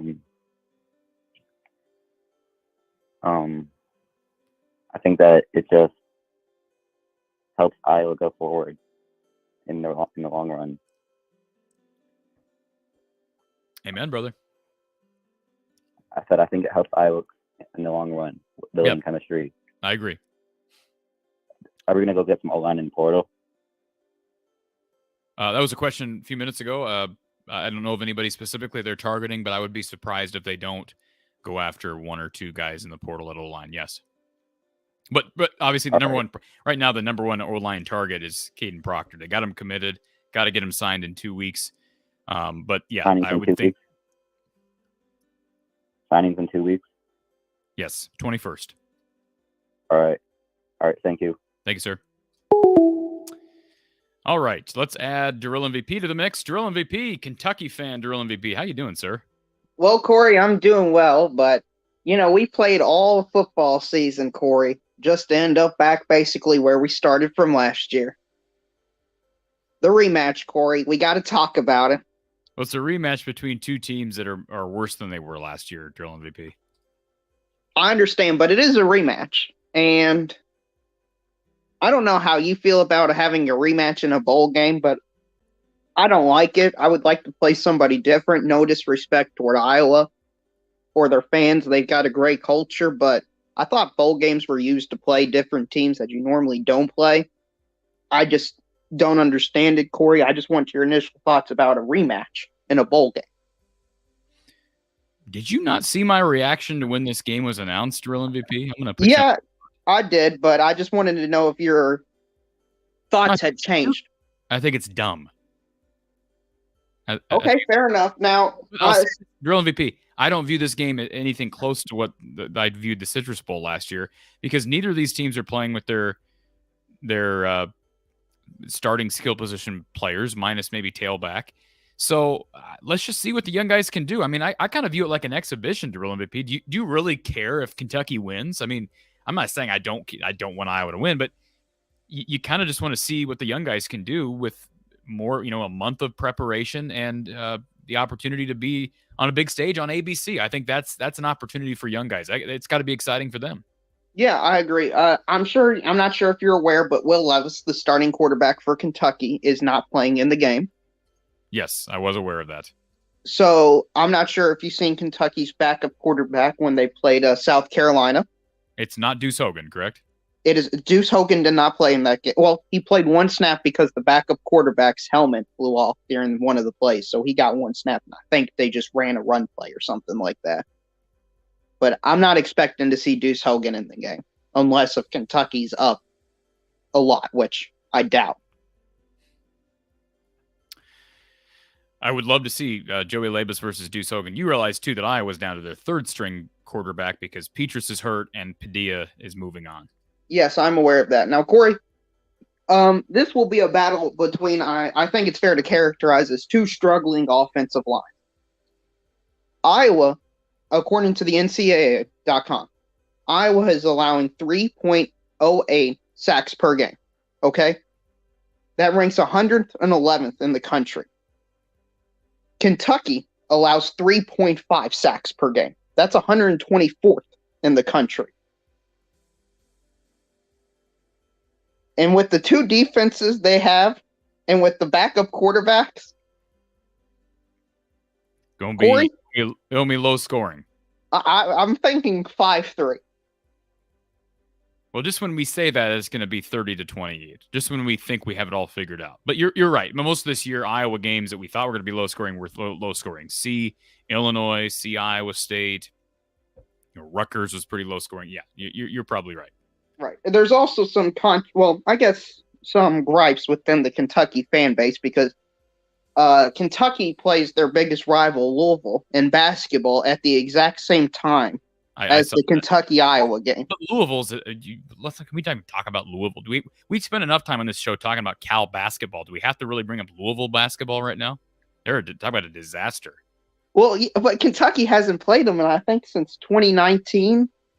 So that's going to be I know their record is, how do I put it? Not what you want it to be, but it's going to be a split within the Kentucky fan base, I feel like. So Iowa might have a fan advantage.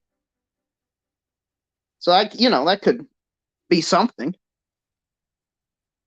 Yeah, you're right. I think that there will be the way you get fans down there if you're a bowl game is hopefully you can appeal from a location standpoint. Like if I was, I don't know, Orlando, I wouldn't want Iowa because I mean, Iowa fans love to go to Florida, no question about it. But at some point, you want someplace new to go, and they haven't been to Nashville. I mean, they were supposed to go to Nashville in 2020, although I don't think fans were allowed at that game anyways because of COVID. So, from that perspective, it's something new for fans. But I think I would be. You think it's going to be packed on December 31st? I don't. Well, it's an NFL stadium, so I don't know what you mean by packed because NFL stadiums are pretty large.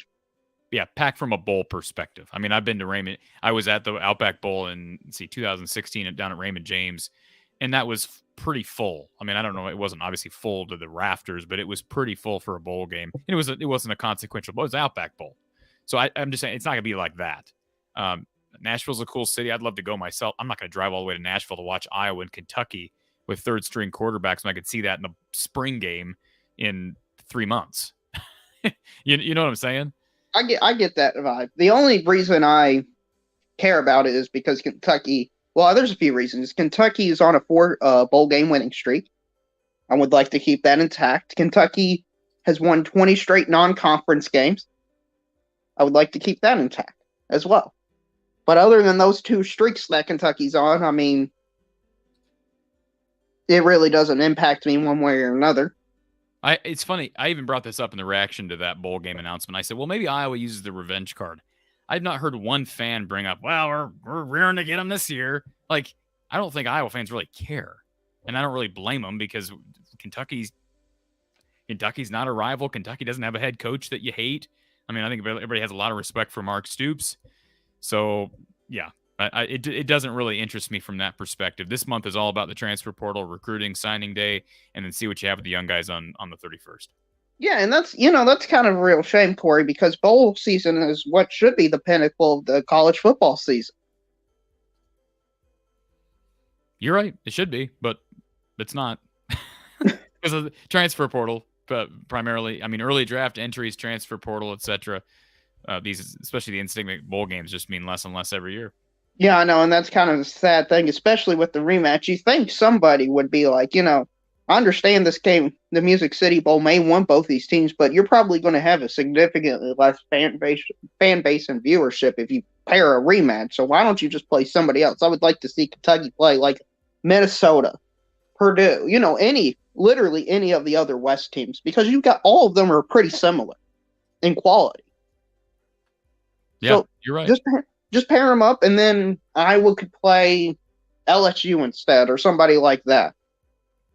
Just switch them around. I just don't like the idea of a rematch at all. LSU. Yeah, I'm just throwing somebody out there. I knew LSU played Purdue. We're talking football? Yeah. Why would Iowa play LSU? I don't know. LSU plays Purdue. That's the first team I thought of, Corey. Well, Purdue won the West. Yeah.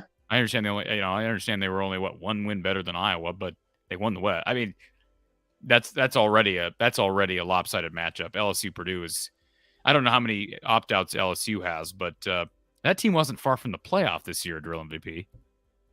Well, I can pull up the SEC standings and get you a more hypothetical matchup. I was just trying to bring up something I could think of. Let's see, Arkansas, Florida, Missouri. Arkansas would have been more interesting, yeah, because at least those 2 teams kind of overlap with recruiting. Well, they're closer in recruiting than Iowa, Kentucky probably, but yeah, I don't know. Iowa, Mizzou, but is Mizzou even in a bowl game? Yes, they're 6-6. Yeah, that would have been. Honestly, I would have rather seen that. I would have rather seen Iowa go up against a 6-6 Mizzou team, given the fact that they're border, not border rivals, but you get what I'm saying. Yeah. Why? Somebody asked, why does it? It doesn't have to be an SEC opponent. I was just thinking of SEC opponents. One of the things I want to do for bowls, and since they're already meaningless, is just go by storylines and go by regionality. That's what I would use if I was the bowls. So I'm not sure if you've seen, Corey, but Coastal Carolina plays Eastern Carolina. And that's a fun little bowl. Louisville plays Cincinnati. That'd be a good bowl. Like, for instance, this year, how come Notre Dame doesn't play LSU? They're both similar teams, I think, in skill, and they've got similar records. So why not just pair the 2 up? Yeah, There's lots of ways to do. Listen, these organizers are going to have to figure out different ways to keep these bowl games relevant because, again, they're getting less and less relevant every year. You're right about that. Right, and I don't think having a rematch is going to help that cause any. I agree. So, Corey, that's all I got for you. But, I mean, how are you even going to break down this bowl game next week with Mark Rogers? I mean, what are you going to say that you haven't said last year? Well, you know I'm going to break it down with. I'm going to have Don Patterson on the podcast here later this month. That's when we're going to break it down. Okay, but I mean, you're not going to, I don't know who the starting quarterback is going to be. So you can't, it's hard to compare because you have so much unknown parts and pieces. So all the statistical analysis throughout the entire season, I feel like would almost have to be thrown out the window. I think it's honestly, I think it's fascinating. The weird part of me actually is more excited about this bowl game than the game last year. Not because of the matchup. I think the matchup is horrendous, but because of what we said earlier with younger guys.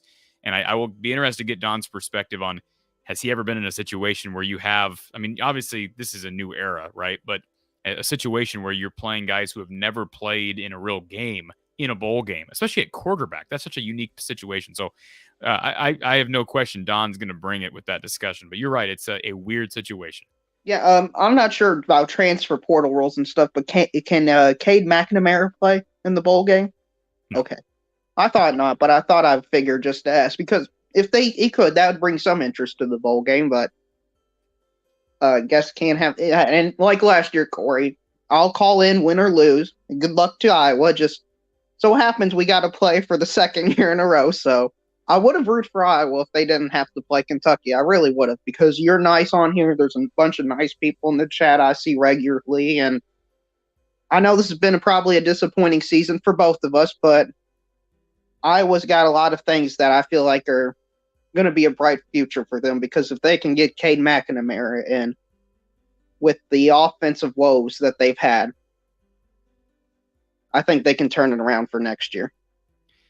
Well, Daryl MVP, I appreciate your perspective, and we hope you'll call in after the Cyhawk game tomorrow. We didn't hear you after Iowa Duke last night. Yeah, that game went in a little late for me, but I saw it was a tough loss for Iowa. Losing to them, and TCU is going to hurt them in non-conference play if they're in a bubble team. Well, TCU is a top 25 team right now. Yeah, I know, but you would like to have I think if you're a bubble team, you need that win that the bracket people can point to, say, hey, they can beat this team, and that's why they're in. They can beat a Kansas, they can beat a TCU, a Illinois. Something like that. They're going to have some chances for that in the Big Ten if they don't get it tomorrow. Drill MVP, I appreciate your phone call, sir, as always. Yeah, no problem, Corey. Always great talking to you. Thanks, man. Eric says, Corey, would you sacrifice your show to have Brian host it?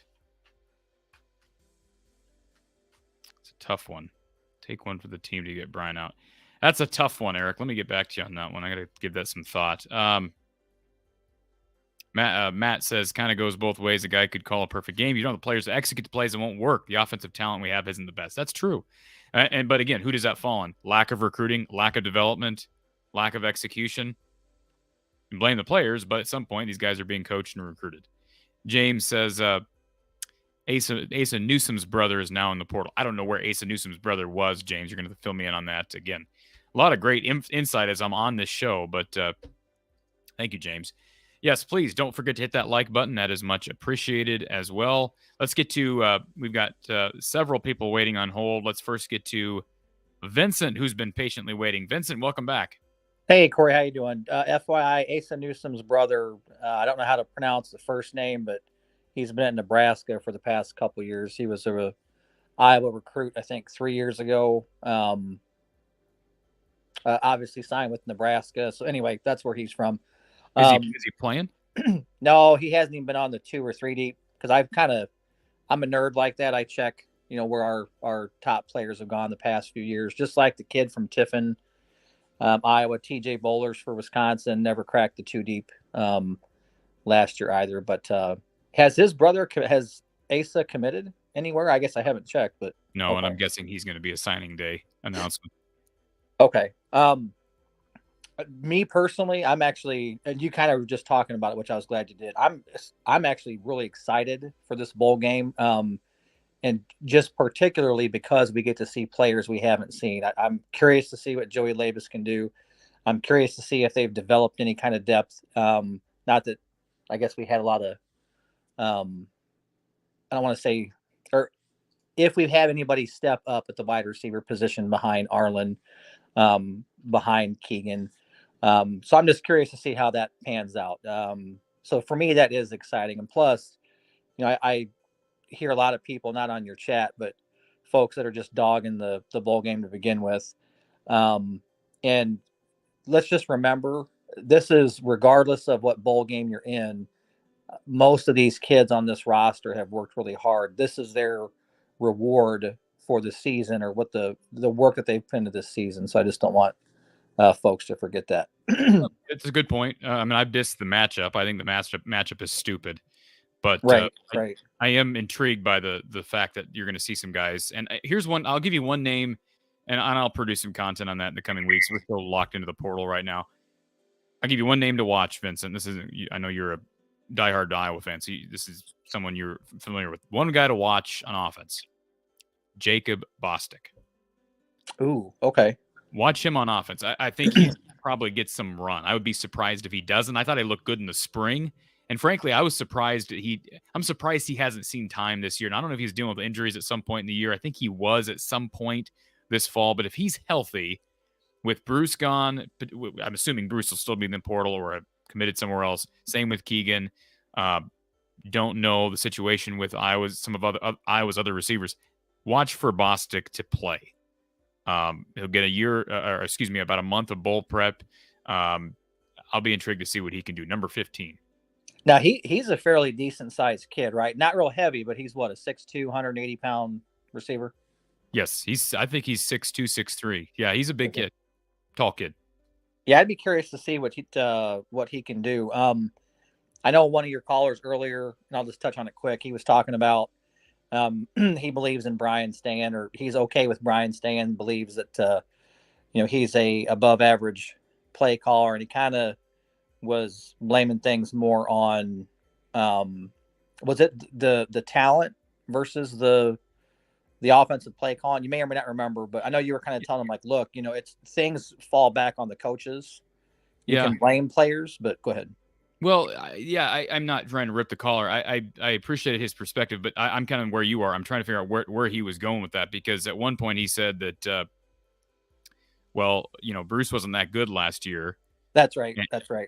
The reason Charlie, he didn't play last year, and so he didn't have the opportunity Arlen did. Well, Arlen was ahead of Charlie last year. So wouldn't that be an indication that Arlen was better than Charlie? So Arlen should have produced this year. And why wasn't Charlie ahead of Arlen last year if he was better? Isn't that an indictment on the coaching staff? So I don't really know exactly the point there. I think there's some flaws to that reasoning. That's just my opinion. You both brought up very key things, and I actually think you're both right. Jeff is right in the framework of, hey, Arlen got his opportunities. He had plenty of opportunities. He got touches. Yeah, he did get touches, but it wasn't really to highlight his skill set. And again, like you're saying, that falls on the coaching staff and how they're utilizing him. And also the wide receivers coach. Not many people have mentioned Kelton Copeland, but you have to be able to gain separation as a receiver.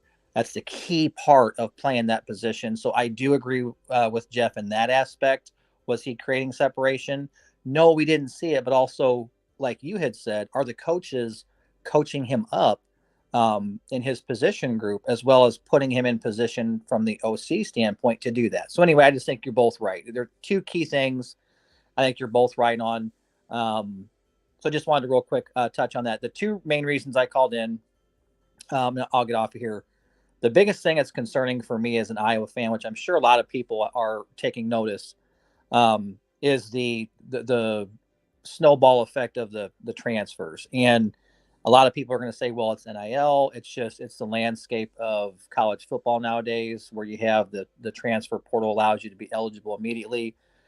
I think that's very much a reason, but it still is concerning to me as an Iowa fan, where you see from the offensive side, I can see the reasons as to why, just because of the dormant offense that we were running. But when I see guys like Terry Roberts and I see guys like Justin Jacobs, now Justin Jacobs is a little more understandable if he's got a significant other that's at the University of Georgia, and he's like, look, if I can go where she's at and play, I'll do it. But if not, I'll come back to Iowa. A little more understandable. Terry Roberts was a complete shock. I didn't get a chance to watch your video on it. I believe you posted yesterday or maybe the day prior, but that one was a complete shock. So for me, I'm looking at, man, you have all these kids that are in essence kind of jumping ship. I'm wondering if there's something there. I hate to use the word culturally, but if there's something else there or an element there that is causing these kids to all of a sudden just keep jumping ship. That's something the same caller you referred to earlier is kind of staking the claim that these guys are just leaving because of money. And I don't think they're all leaving for that reason. I have been told that Jacobs, there's a good chance he comes back if Georgia doesn't offer. Right. So, I did do that. We'll see if that transpires. He could get an offer that I didn't expect Ohio State to come calling, or I didn't expect Alabama to come calling. Maybe that changes things. But I've been told that if Georgia doesn't call, there's a good chance he comes back. So we'll see. Right. I don't know. Are people offering Justin Jacobs large sums of cash? He's a guy who probably would get drafted if he left right now. So I think it's more to do with what you said. A girlfriend at Georgia. And Georgia's defense is every bit as NFL ready as Iowa's. So, yeah, they keep pumping guys out. Anybody who says, well, anybody who doesn't want to play for Phil Parker, I've heard people say that this week. Well, yes, Phil Parker's great, but Georgia's defense ain't too bad either. Right. Now with Terry Roberts, I haven't heard anything or read anything. Has he made any kind of statement other than, hey, thank you, I'll always be a Hawkeye? Anything that he said, like, does he want to go play close to home because of a family member? No, Nothing. No, he hasn't said anything like that. Yeah, just the generic, thank you, Iowa. But you know what? One thing about it here, Vincent, I always thought he was better than maybe we thought he was. People thought he was. Obviously, the coaches are there with him every day. I have tremendous trust in Phil Parker. When he played, though, on defense, he showed out. He was really good. Absolutely. He was great on special teams, so I'm a little bit surprised that he could never emerge as a starter. But, he's had good guys in front of him, too. I don't take anything away from Riley Moss, Jamari Harris, Matt Hankins, etc. But he's paid his due. He's been here a long time. I just thought he was hurt. For me, the reason I thought he just couldn't get on the field was he was behind. Yeah, right. Last 2/3 of this year, he was hurt. But no, I mean, I think a lot of his career, he was healthy. Because if he's playing special teams. Yeah, and if he's healthy, DeJean goes back to the cash position, and he's the starting corner. So you're walking away from a starting position. I'd just be curious to get, or if there was a story behind it, I'd be curious to see what that is. But I'm hoping anyway, it's not another element behind the scenes that we're just not privy to as the general fan base. I'd be curious. I don't believe it's just the NIL. That to me, that's just, I don't think that's the case. And then the second thing I wanted to say is with, his name's escaping me, Matt Rule coming to Nebraska. When you start looking at the Big Ten divisions now, and I know that they're going to go away with that by 2023, is that right? They're going to get rid of that with the addition of UCLA and USC, or are they still going to keep divisions? I'm trying to remember. We're waiting to hear. I mean, it sounds like they're going away, but we're waiting to hear details on that. I'm the reason I say that is I'm certainly hoping when you start to look at the divisions now, these offenses, and I think I might have made a post a week or so ago, but the offenses that Iowa runs or the Wisconsin runs or Northwestern, where you have a more run base or run heavy offense, it's becoming a dying breed. And I certainly hope that Kirk does the right thing and adjusts his offense to stay the course with the rest of college football. Because if not, we're going to be in much more dire straits than what we saw this year, because offenses are going to be just passing us by at light speed. So we have to, I just hope he comes up with some changes. I hope we do go to a pass heavy type of offense. I really hope that we do. Do you trust? I mean, this is my issue with that. So if Cade McNamara said that, and that may be the case, maybe Iowa's going to go more pass heavy. Do you trust Brian Ferentz to coordinate a more pass-heavy offense? I mean, that's the last thing I want Brian Ferentz doing. No, I don't. I mean, no, I don't. Now, and all of us, we all know it's Kirk's son, so you have that Jekyll and Hyde with Brian. One day you're like, well, if he has to stay there, maybe he can do it. But do you really want him there? No, you don't. No, you don't. He needs to be moved. Why does he have? That's what. First, I'm not saying you're saying it, Vincent. Why does he have to stay there? Why are we so set? He's got to stay here. We got to figure out a way to keep him on staff. We got to demote. Fire George Barnett so we can demote him and make him O-line coach. Fire Abdul Hodge, we can make him tight ends coach. Fire, whoever. Just why do we have to figure out a way to keep Brian on staff? That's what I don't get. We don't, but subconsciously, that's what everybody has that mindset of, is because we know the dynamic. So we know. It's Kirk's son. It's pathetic. Right. And everybody's trying to kind of keep everybody happy in their own head of, well, we can't keep him as OC, but we get it's Kirk's son, so we can't get rid of him either. So let's move him to O-line, or I know one caller, I think it was Michigan Mike, or the gentleman from Michigan with the Michigan hat. He's like, hey, put him with multiple titles where you have OC and offensive line. And I don't know about that. I get his thought process on trying to keep him there, but no, we have to move on, and we have to do it for the program. It's got to be done for the program, because that's where college football is going. And if Iowa doesn't stay on par with that, we're going to end up looking like being the bottom dweller of the Big Ten West, or the Big Ten in general, because all the other offenses in the Big Ten, look at Nebraska now. What do you think? What kind of offense do you think Matt Rule's going to bring in? It's going to be a high-powered spread offense that's going to put major points on the board, just like he did at Baylor. And it's going to be embarrassing when we get on the field with them, because we're not going to be able to keep up with them offensively. And just like the rest of the damn Big Ten. Well, just a thought. Luke, listen, Wisconsin's going to look a lot different too. And they are. And that's why Wisconsin made the move that they did with Chris, because they're like, look, this was good in the 90s, the late 90s, and even the early 2000s. They were successful with it. But college football has evolved past that, just like it does every decade or so. That's the nature of sport. One other thing I wanted to ask, I know we've had some issues obviously with our O-line. I know the gentleman before, the real MVP, was talking about the sack rate when it comes to the Iowa offense, 3 point something per game. You could probably take a sack and a half away per game once Petrus is gone, just because we don't have a statue sitting back there. Just saying. You're right. You're right. That would change. And, I have nothing but respect for Petrus, because he gutted it out, but he just didn't cut the mustard. But the offensive line question, I know there's been a lot of talk about, I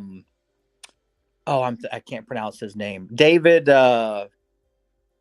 he was a 4-star recruit last year that we got.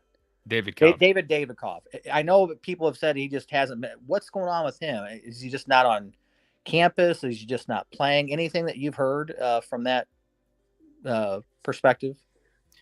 Nothing at all. And that's a question from Doc P here. Is David Cobb and or Britt coming back? Great question. And I can't tell you. All I know is David Cobb was not with the team this fall, and Britt was hurt and then had a really cryptic, I didn't screenshot it, but a really odd tweet towards the end of the season where he basically said, I don't even want to try to quote him, because I can't quote him word for word, but it gave the illusion that he was not happy and that he was going to be leaving. But those guys have not entered the portal. But that's what I'm saying. We're going to see more movement. I'm not saying definitively one of these two, but there will be more movement. So I don't know. David Cobb would be another one, though. If they lose him, it's another 4-star lineman from a recent class that didn't work out. He wouldn't be the first. So he never even stayed on camp. Did he go through fall camp? No. No. I don't believe so. Wow, okay. No. Because he wasn't at media day either, was he? I didn't talk to him. Okay. I don't think he was at media day. No. He's a big body that, and especially a 4-star kid that was recruited. He had tons of offers coming out of high school. I was surprised to see him not competing, or at least getting split snaps. Lastly, I'll just leave you with this. I know you probably covered Iowa Duke last night. I know you're not going to probably agree with me on this, but Iowa just does not play well in bigger venues. And what I'm meaning is, MSG, or I know we've played at a couple other notable venues, and we just never seem to show up. Not since we had Garza, Wieskamp, and Bohannon, since we had a solid core, but the last couple years or 3 years, we haven't played well. And last night we just played, like, I thought, garbage, and I can't. So many missed shots close up, air balls, so untypical of Iowa offense. And then again, I know what you and I have discussed on calls before with Coach Close, where we're running a zone defense and they're just nailing three. So many things are just. I shut that off with 8 minutes left. I just couldn't bear watching it anymore. I just thought it was a terrible performance by Iowa with poor. Let me just say this. So I think you're right to an extent. Let's not forget, though, I mean, they did win the Big Ten tournament last year. So when you say they haven't won on a big stage. No, I get you, but not in Indianapolis. As soon as we go to the East Coast, or we go to Florida, or if we go to the West Coast, we don't play well. And when you look at how many times have they done that, though, Vincent? I mean, they went to the 2K Classic and won that with Connor McCaffrey was a part of that team. We've done it enough to remember that tournament. Pardon? Do you remember that tournament? They beat UConn. They beat Oregon. Yes. They won the tournament. Yes, but who also did we have on that roster? We had Garza, Wieskamp. We had a solid roster. I know, but what I'm saying is, was that really that long ago? I mean, it was 4 or 5 years ago. But I'm just saying, how often do they go to Madison Square Garden and to these big West Coast or East Coast venues? Not very often. That's all I'm saying. It's not often, but it's often enough for me to see as a fan that when look at the NCAA tournament last year, we played in, what was it, New York? Isn't that where we were at? Where were we? What was our region? In our opening game, Buffalo. Yeah. Okay. So in our opening game, when we're in a venue that's very unfamiliar to us or not in the Midwest, we just play like garbage. And it's every time we go to show up, but we don't actually show up and play a good game. And again, I know we got a different roster this year. I know it's a different cast. I was just extremely surprised with the only shots that, not Keegan, Chris Murray was able to put down were those buckets right underneath the rim, where he was within a higher field goal percentage, within 5 feet. Anything outside perimeter wise, he couldn't knock down a three to save his life. Anything, he had air balls from the perimeter, mid range, just unorthodox missed shots. I mean, we had Rebracha cost us 6 points before the end of the first half by missing just layups. Now, granted, they're quick layups, they're transition layups, but ones you should make at 6'9". And then the air balls from Ulis and Perkins, and then Murray on top of it. I just thought, man, I don't think we can shoot any worse. But yet we were still in the darn game at halftime. Just I agree. They're playing. Listen, you're right about a lot of that. They're playing, as I used the term earlier, listless basketball right now. Yes, very good term. But I don't think that will continue. If there's one thing you have confidence in Fran McCaffrey in doing, and I understand you say they haven't won on a big stage, but they're struggling on offense right now. To an extent. I know they put up a lot of points against Georgia Tech and Murray went off, but Georgia Tech's not very good. Right. If you have one thing that you're confident in Fran McCaffrey doing, it's figuring out how to generate offense. So I have to think that he'll figure that out. I have to think Peyton Sandfort will get out of this slump because they need him shooting threes. Maybe DeSante Bowen gives him a lift. Maybe Josh Dix gives him a lift. They're just playing okay right now. Now, the good news is they haven't had any bad losses. Clemson on a neutral court's a good win. They don't have any great wins. That's a good win. They win tomorrow. Yes. That's a really good win, even at home. That's a really good win over Iowa State. They have a chance to get a pretty good win against Wisconsin Sunday. So, I mean, if they win the next two, we're singing a different tune come Monday morning. But you're right. They're not playing well. Chris Murray's got to learn how to play through physicality and contact. Tony hasn't been the same since his injury. Peyton's not shooting three well, but God, no. All those things will continue. Something will. Right. I think for tomorrow's game, the outlook is, or I have a lot of confidence in tomorrow's game. Obviously, because we're at Carver Hawkeye, but when we come off a loss like we had to Duke, usually you don't respond with another dud. So I just have some confidence it's going to be a good game, competitive game. I hope we can come out on top of that. I'll leave you with that, Corey. I'm going to be getting some merch here. I asked my wife for Christmas for some, so Shout out to that for those that are listening. And as always, appreciate the time, sir. Have a good night. Thank you, Vincent. Appreciate your support and appreciate everybody being here. Yes, the Hawkeye from the Hawkeye of the Storm merchandise is available, folks. And since Vincent brought it up, let me just share my screen for a second. If you're not familiar with the merchandise, I'll drop the link to our merch store in the description below, but all kinds of options, including something that was requested, the What's the Upside merchandise, including ball caps, hoodies, t-shirts, etc. Even, how about this? For your little one, we've got all kinds of options, different merchandise. Check out the selection and more coming. Again, I will drop this in. I'll drop the link for the merchandise in the live chat now, and it's also, again, it's in our in the description, but I'll drop it in the live chat. And as I do that, let's go ahead and welcome. We're gonna have to kind of go through to our callers who've been patiently waiting on hold. Thank you. Kind of have to move somewhat quickly. My goal is to be off the air by 10:30. I'm not going to kick you off quickly, but just want to kind of keep some pace here. Let's go to Kenneth. Kenneth, welcome to the show. Kenneth, you're muted, Kenneth. Oh, hey, Corey. Hey there. Can you hear me? I can hear you loud and clear, sir. Oh, sweet. Well, this is my first time talking to you and being on the show, so thank you. And I've just enjoyed listening to you since the beginning of the season. So here, let me turn my lights up. Okay, well, you want me to add you on video? It's up to you. It doesn't matter. Yeah, let's add you on video. All right, cool. Thank you. So, did you see the interview? And I came in right after work, so it wasn't until about, I'm in Pennsylvania now, but Eastern time. Did you see the interview that McNamara had with Palmer and the other guy? Did you check that out yet? I've been on the air for 2.5 hours. I've had a lot of people bring it up, so I'll check it out as soon as I'm off the air, Kenneth. I have not gotten a chance.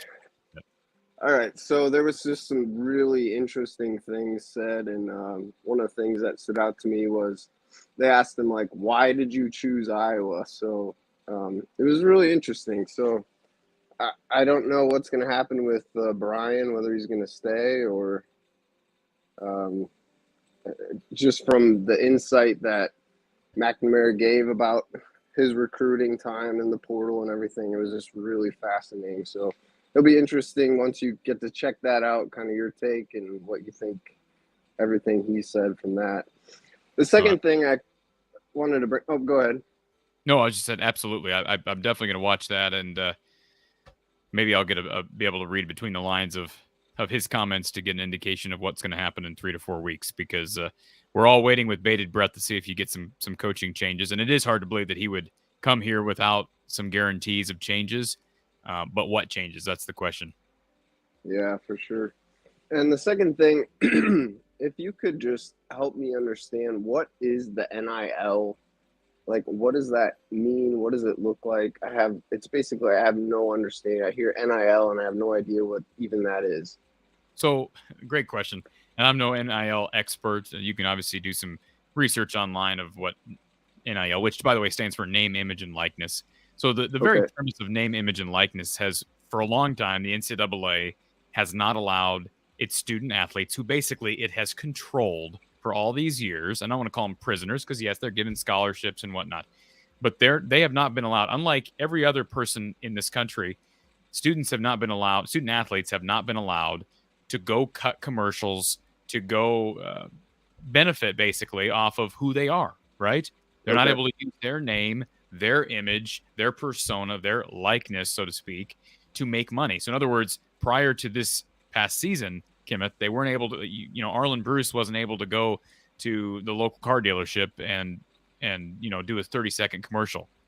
But now, because the Supreme Court and, went through the legal system, and basically the NCAA said, the NCAA was told, hey, you can't regulate, you can't tell kids what they can and cannot do as it relates to a personal business standpoint. So the whole premise of NIL was good. I mean, that's my opinion. I think it was good. It's allowing these young people to benefit off who they are. The universities are not paying them this money. It's supposed to be third-party businesses, endorsements, sponsors, etc., advertisers. The problem is because the NCAA has washed its hands of this, and part of the reason is because they've been forced to accept it, so they're not really making any effort to regulate it. Now you've got these big boosters, these big companies, these big individuals that are throwing money at athletes because they can get away with doing that. It's basically becoming pay for play, and it's become a recruiting motivation, not only with the transfer portal, but kids out of high school. And because of the very language of what NIL is, it's not being, there's no way to regulate it right now. And hopefully there in time, somebody steps up to the plate. I don't know if it's the NCAA that's going to do that, who it's going to be, but at some point it's got to be reeled in, because it's basically everything that was going on under the table 10 years ago is now above board. And so it's just encouraging what was already happening at a lot of different places. Does that make sense? I mean, I'm kind of. Yeah, no, it definitely helps. He brought it up in the interview. And so, I mean, I've heard it thrown around a lot. And I was like, obviously the landscape has totally changed. And so that's a big part of things moving forward. So I was like, what is this? And how is this going to affect everything? And one other thing, too. You just say this. Most schools have what they call a collective. So it's basically a fund that is funneled down to student athletes. And so you can research the Iowa collective. I believe there's 2 collectives in place. There's the Iowa Swarm, and then there's an Iowa City collective. I think the Swarm collective, for lack of better understanding, is the primary or the major collective at Iowa that all students who are, I believe, on scholarship benefit from this. But I do think there's, for someone like Cade, there is extra incentive. So I think they were able to go to Cade and say, hey, everybody on this team is guaranteed X amount, but we can provide you with this amount. So you are kind of recruiting with NIL, even though I don't think Kirk likes that. It is the name of the game, and I applaud him for at least utilizing what's in place, because if you don't utilize it while it's here, while you're able to do it legally and by the rules, then you're going to fall behind. Yeah, for sure. Well, thank you for your time. Appreciate you, man, and have a great night. Thank you, sir. Appreciate the phone call. Great questions this evening, folks, and appreciate all of our new callers who have waited on hold patiently. Speaking of callers, let's get to Greg, who's been waiting on hold. Greg, welcome, sir. Hey, Corey. Thanks for taking my call. 2 callers ago, the gentleman spoke about going all in, if you will, on a passing offense. I don't disagree with that. But the fan base as a whole, if the Hawk fan base, if the goal is a national championship, does Iowa have the ability to compete with those other schools who are already pass heavy in getting the elite receivers based on geography? So, if Ohio State's pass heavy, do we get the receivers away from Ohio State that they already have? And to that point, well, even if we are pass heavy at a very good level, we also need to consider that the elite teams have absolute 5-star DBs to cover that. And I'm not disagreeing. I'm just throwing out just considerations based on what is our fan base. If the intent is a national championship, it's going to be probably that, the perfect storm is going to happen for that to occur. You're right. You're not going to compete with Ohio State recruiting receivers. However, Greg, let's acknowledge the fact that Purdue has an extremely effective pass offense because they have a guy who's leading it, who's a creative mind. Correct. Exactly. So you better have one of the two. Either you better have elite skill position players, or you better have an elite offensive mind. And Iowa has neither. That's the problem. So yes, you're not gonna be able to do that. But here's the other issue, Greg. You don't have the horses to run what Iowa wants to run as it relates to the run game either. I think they've got a good stable of running backs, but their line has been subpar. Development at that position has been questionable to say the least since at least 2018. Right. So it's a great question. And I the idea that Cade McNamara is coming here with a promise of, well, we're going pass first. We're going pass heavy. I don't buy that. I mean, just saying that. I mean, how do you convince a kid like this to come here by just saying, well, we're going to run more pass heavy stuff?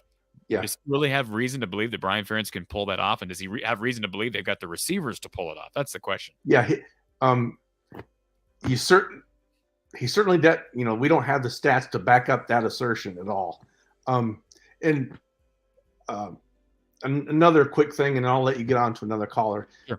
It's kind of interesting. I think is it Caleb Johnson who has kind of become the number one running back. Mm-hmm. It's interesting to look at philosophically. I think the scheme hasn't changed much in 6 years, but then to look at Tyler Goodson and who was before him? Wadley. Yeah, Akram Wadley. That east and west, that elusive, to miss that first tackle. I think they were a little bit better than Johnson, which, I think at times we got stuck into trying to go guard, between the tackles and guards, maybe because, I'm not saying that Mr. Johnson didn't have that ability, but I think it was a natural tendency for Wadley and Goodson to sidestep and break open, say, a 15 or a 10-yard burst. But then again, he left and the center left. But anyway, it was interesting also going back and looking at the 2019 game against USC when all the media was saying what a wonderful, game call that was by Brian Ferentz. And then if you look at it, the score I think was a little bit, Marset returned a couple of kicks for touchdowns, and so there was, lots of different plays. But another comment, and then this will be the last one, is I had big hopes from Brian based on just that association with the Patriots, and that they could use the slants in the shorter passing game to their advantage. And I'm like, okay, Iowa could, and Charlie Jones was kind of a Julian Edelman type of player that didn't require that elusiveness. And I guess I had high hopes for Brian, thinking that he could use some of that scheme to a lesser equipped receiving core. But anyway, well, I appreciate you taking my call. I appreciate you as well, Greg. And let me just respond to Greg real quick before we move on. Brian never called plays at New England, and that's a big part of this. So, he's coaching the tight ends, and yeah, he's around a successful passing game with one of the best quarterbacks, maybe the best quarterback to ever play. So, you're given some toys there in New England that, and let's be honest, he got that job because of who his father was, just like he got the job at Iowa because of who his father was. So great stuff from Greg. But yeah, I think a lot of fans hoped that he would be able to benefit from, and maybe he did benefit, but to benefit to a point where he can coach quarterbacks and call plays at this level, whole different story. Let's get to our final caller of this evening, and then we'll get to our chat, catch up on that. I know we're running overtime. Thomas, welcome to the show, sir. Thanks for having me. Thomas, I saw your private chat. You said you know why, and you put all caps, why they are keeping Brian on staff. I think I've mentioned this before, and we talked about this before. Mention it again, Thomas. The plan has always been to transfer this to Brian Ferentz. Okay. They cannot do that unless they give him the opportunity to turn things around. Well, how long are you going to give him the opportunity to turn things around? I know. I agree. And in my opinion, he's shown that he can't. But okay. So hold on a second, Thomas. Steve in the chat. I'm getting to your question. I promise, Steve. I'm not ignoring you. Hang tight, Steve. As soon as we're done with Thomas, we're going to get back to the chat and the questions in the chat. Go ahead, Thomas. So Brian can call a good game. All right. He did it 2017 OSU. Sure. The USC game, it was a good game. Sure. The problem is just everything has to be aligned for him to do so, right? Correct. We can't have injured players. Our line has to be perfect. Everything has to be aligned for him to do it. He hasn't shown the ability to adapt, and this is what's been frustrating for the last 5 years, is adapt the offense to what you have. They haven't been able to do that. They're trying to do the same stuff over and over with what we have, even though a good coach will take the staff that he has, change the game plan to suit those people. Right? Yeah. Back when we had running backs that were kept on getting injured, what do? They changed. They philosophically changed. Once they stopped having injured running backs, they went back to this run first and set up the pass. And everybody can defend that. Everybody can defend it because it's so easy to plan for it. If you look at like the 2 or 3 good games that Brian has had, they've actually had some plays in there that are just, they're not the normal Iowa plays. Yeah. So, you're right. And yeah, it's they that's the confounding thing with Brian is it's like he forgets what worked in those moments. Well, and it's the mindset. The whole team mindset, and that's what's so frustrating to me is it's like the guy said, they plan for the season. It does. I agree with them. A couple guys back, he says they plan for the season. They don't plan for the game until they get to the big games. Otherwise, every game is the same plan for the offense. Yeah, I can agree with that. I mean, Purdue. I mean, defensively, I thought Phil Parker made some good adjustments this year. Absolutely made good adjustments after that bye week. But offensively, you're right. Plan has been the same against Wisconsin every year. It's been the same against Purdue. We'd rather bang our heads against the wall as opposed to making philosophical changes. And I don't know if that's pride, if that's just lack of imagination, or what that is. But you're right. That's been an issue. So, if we can, I guess, change the mentality, then we might have a chance, even with Brian Ferentz here. But that's I've given up on that happening. I've given up on that happening. Thomas. All right. So now, I hope it does. If he stays here, I hope it does. But I don't have any reason to think it will. I've given him enough time. Yeah. In my So opinion.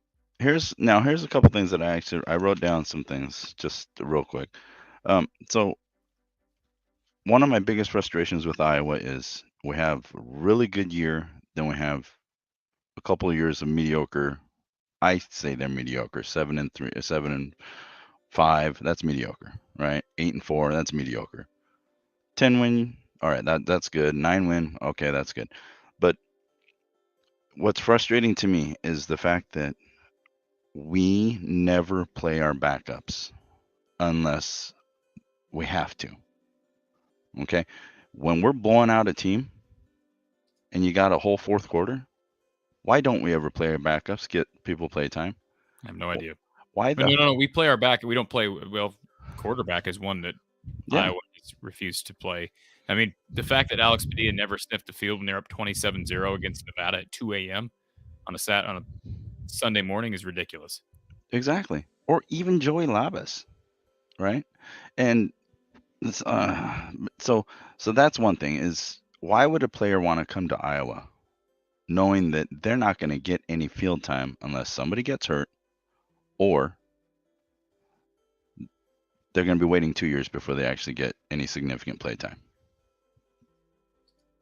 Why would good players want to come to Iowa when knowing that, well, most likely I'm going to have to wait a couple of years, when they can go to Alabama and they know that Alabama's going to run the score up every opportunity they get, and once they run the score up, they're going to get significant play time. That's a way to look at it. OSU, Ohio State, they do the same thing. I don't think guys go places with a view to playing in garbage time, but I get what you're saying. No, but they get. You look at some of these star players; they have 4 years of stats.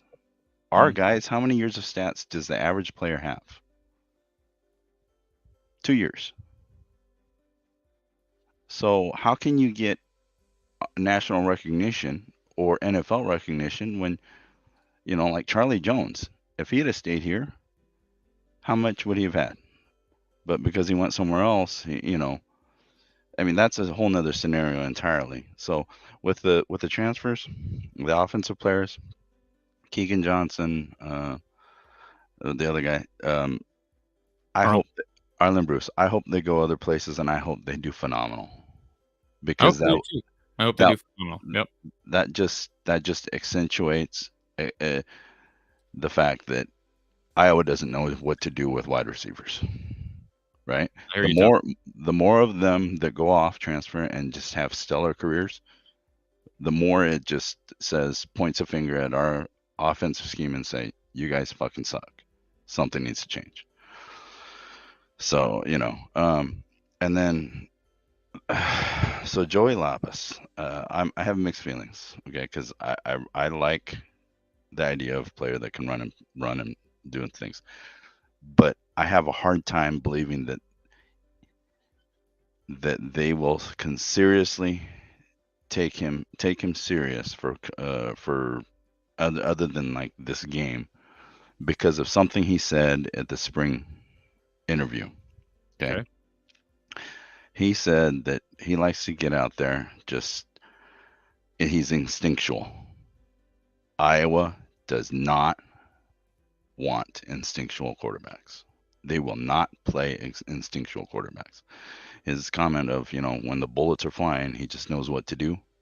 That put a nail in his coffin for his future at Iowa. I don't know why they recruited him then, because they knew that out of high school. I know, but you see, what is both Padilla and Petrus? What did they do this year? Anytime some shit happened, anytime somebody was in their face, anytime somebody was chasing them down, they threw the ball away. Well, I don't buy that into Padilla. Padilla's never gotten Padilla never got a fair shake this year.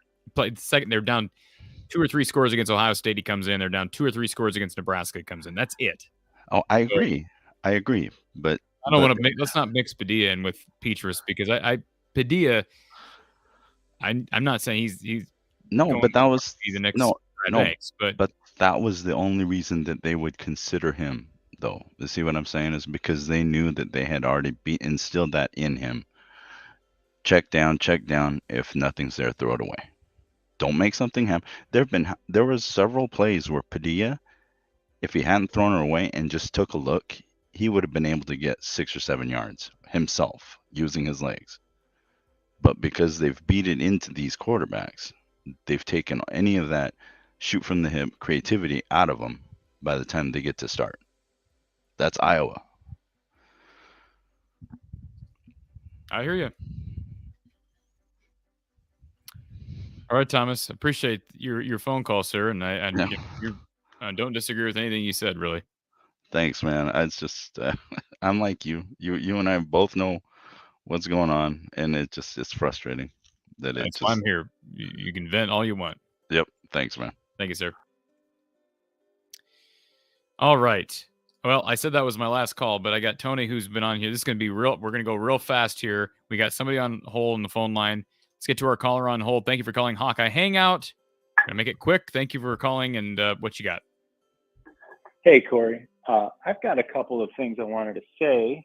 Number one, with the Brian Ferentz situation, no halfway crap, okay? Either you're going to stay or you're going to go, okay? No, like, assistant offensive coordinator or co-offensive coordinator. He's got to go. It's time to move on. If Kirk's going to do something like that, that's a big problem. Not cool.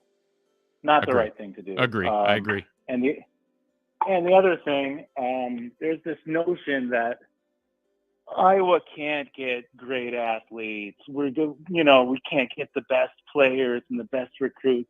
If a school like Utah can get top shelf offensive talent, then Iowa can get top shelf offensive talent. I'm tired of that notion. We should be able to get top tier. I mean, we're not Alabama, but we should be able to get better offensive talent than we have gotten in recent years. I don't disagree. I mean, to an extent, I don't disagree. Yeah. I don't think they're going to be able to recruit with Ohio State and Alabama, but I do think I do think there's a reason why an athlete would want to come to Iowa. Yes, I think we sometimes we liked certain people in the Iowa media included, and certain Iowa fans like to paint Iowa like Iowa's the mother of the poor. Is that even a term? You know what I'm saying, right? I mean, Right. we're painted. You're painted in this fashion that nobody ever wants to come to play in this climate, and Iowa's just corn, and there's no history here. No, I think that's a load of baloney. So I'm with you. I think Iowa. There's reason to believe that at some point in the future, Iowa could bring in better athletes, specifically at skill position spots. Right. And look, Iowa is one of the best football schools in the country, one of the best college towns in the country, one of the best stadiums to play in the country. And you can't tell me you can't sell that on players. Utah can get players and we can't. No, BS. I'm sorry. I hear you. I agree. Yeah. So I'm tired of that self-defeating philosophy. You're right. It's a defeatist attitude with recruiting. When we have a defeatist, Iowa has a defeatist attitude with recruiting in general. I mean, that's just how it's been. Now, hopefully that leaf has turned a bit, with the transfer portal, and I think Kirk's realizing he has to kind of play desperate with recruiting at times. So hopefully that's changing. But I agree with you. It's like the Moneyball quote Brad Pitt has. It's evolve or die. Right. That's all. Yep. That's all I wanted to say. Yep. Appreciate the call, sir. Well, thank you. Yep. Have a good one. Yeah, bye. All right, Tony. You are the final caller, and I have to make it quick because I got to get some shut-eye, sir. How are you? Good. I waited because, remember, our second favorite team was on tonight. Cal. Are you watching some Cal Yes. basketball? And they continued their poor play. 50-4. No, they lost 50-48 to Eastern Washington. Oh, 50-48. That's not a halftime score. That's the final score. Yep. I was just calling in just real quick, because you got to make it, because I know you got to get some sleep. It's gonna be a late night tomorrow too. My favorite team in sports is the Iowa Hawkeye men's basketball team. Okay. My second favorite team in sports is whoever is playing the Iowa State men's basketball team. They are probably my most hated team in any sport. This is like my Christmas tomorrow. I absolutely hate the Iowa State men's basketball team. I always try to stay positive, that, but they're the one. I used to be that way, Tony. I used to be that person, and I'm not. Believe me, I don't like Iowa State. But I've lived here so long now, I'm to the point where I've kind of softened. I'm kind of a little bit softened towards them. I'm just kind of like, it's okay. I don't have anything against them. It's just, it's okay. I don't have that angst for them anymore. I think for me, some of it stems from, you've probably been to a game at Hilton, I'm guessing. Absolutely. A lot of games at Hilton. Yep. And I actually have tickets. I got some tickets this year to see Kansas and Iowa State that Saturday game.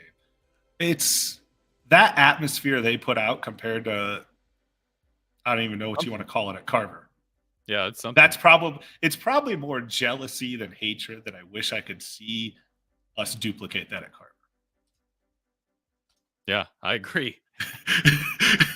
and it looked great. But Kenneth is Kenneth to Jack Trice is what Hilton is to Carver. Yeah. So you're absolutely right. I've been to Kansas, Iowa State in Hilton, great experience. But hopefully the fans show out tomorrow because the atmospheres at Carver have been ridiculously pathetic this year. Hopefully it sounded good tonight. It sounded good at night for the women's game.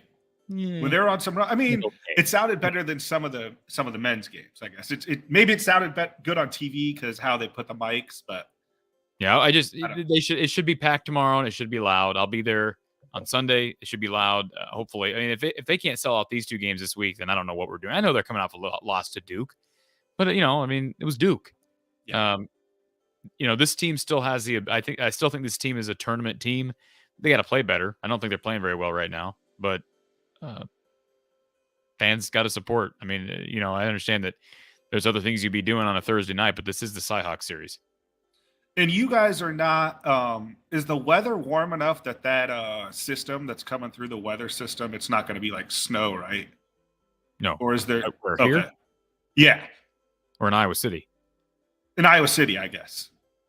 But you're not from around here? I live in Sioux Falls. Oh. And we get like 2 to 4, maybe 5 inches tomorrow. So, so it's supposed to be in the, I think, mid-30s. tomorrow, all the precip, at least here in central Iowa, is supposed to be rain. Okay, so it's not going to get freezing. Supposed It's not going to be that freezing. Okay. Yep. Because I think we're getting like that ice/snow stuff, and that just once you get that freezing stuff. Yeah, you guys are going to be more in the danger zone for that than I think Iowa City or Ames. Okay, and I was just asking because hopefully that doesn't deter people from going. Right. The weather wouldn't deter people from going. Yep. But I'll let you get some shut eye, and I'll be ready for tomorrow night. Should be a good one. Have you heard any of that stuff about Chris? I hadn't watched the show. I just got my kid to sleep, but something with his ankle.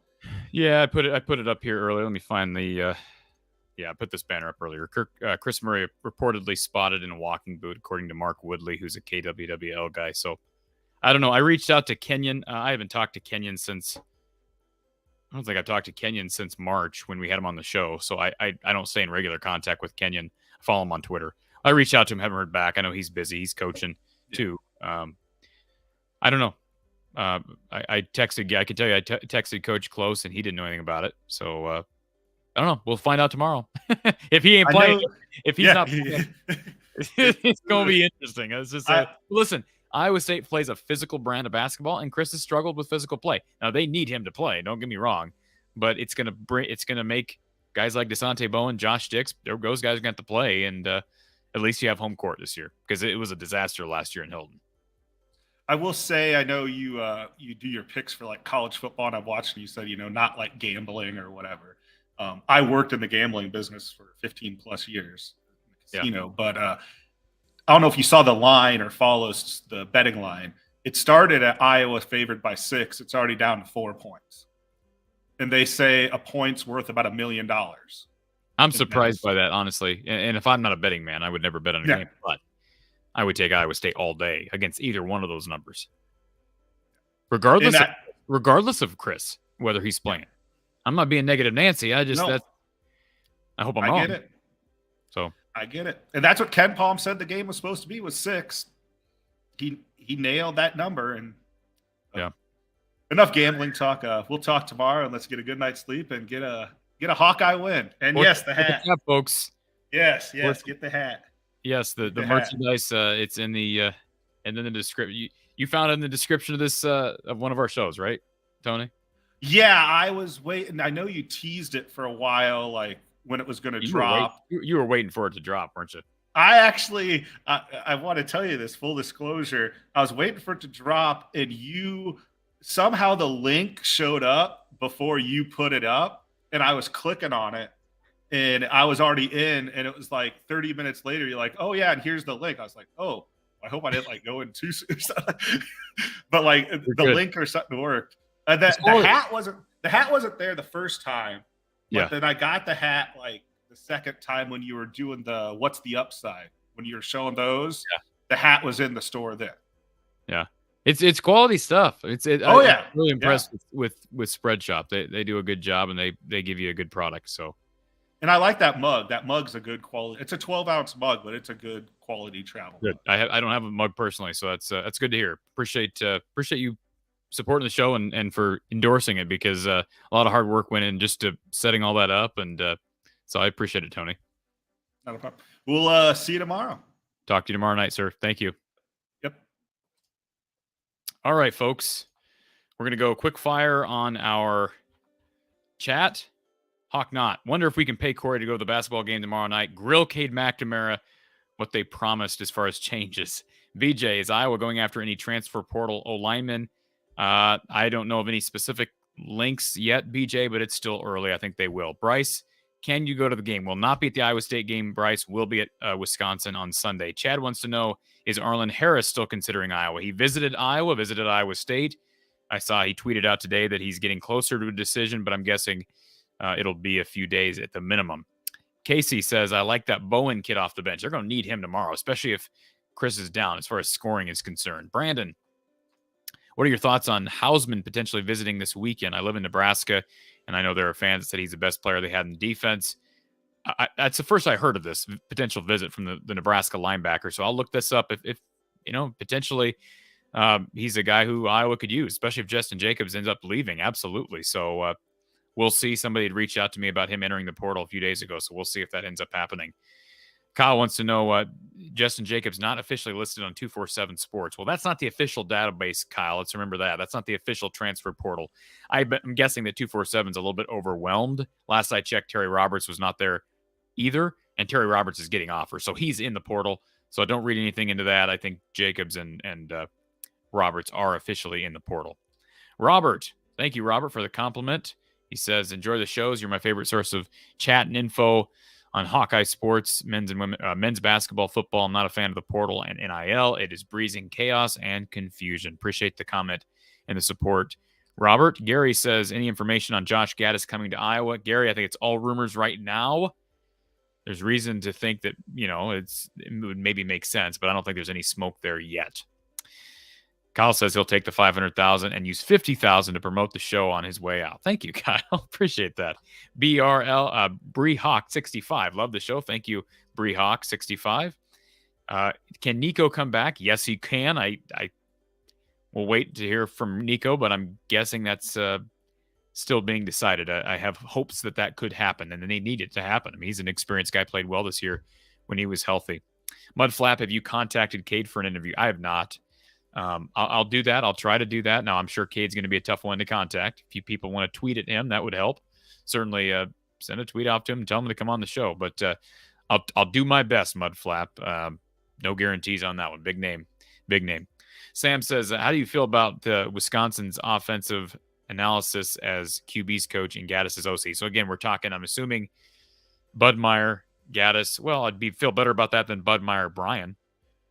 Again, would Gaddis work here or not? I certainly think he's more qualified. Again, he'd help with receivers, and you have a QB's coach in Bud Meyer. I'd prefer a guy like Randy Hedberg and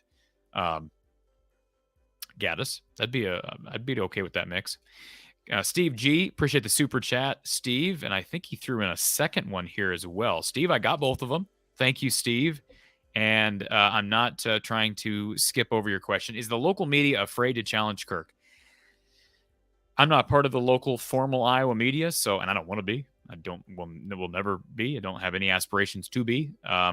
So I guess you'd have to ask them. I do think there is a fear from some that if you challenge Kirk in a way that he doesn't appreciate, maybe you lose access. I don't have that fear. If they tell me I can't go on these Zoom meetings with Kirk anymore and with Fran, okay, fine. It's not worth that much to me. I do appreciate the access. Don't get me wrong. But at the same time, I'm here to be authentic. So I can't answer that question, Steve, but I do appreciate your support in the super chats. Appreciate the super chat from Kyle. He says, just watch Cade's first interview on The Room, and according to him, the staff is committed to change and opening up the playbook. Well, that's good. That in part is good. Thank you, Kyle, for the super chat. Clayton wants to know my business email. All right, Clayton, you ready? I put this up here before.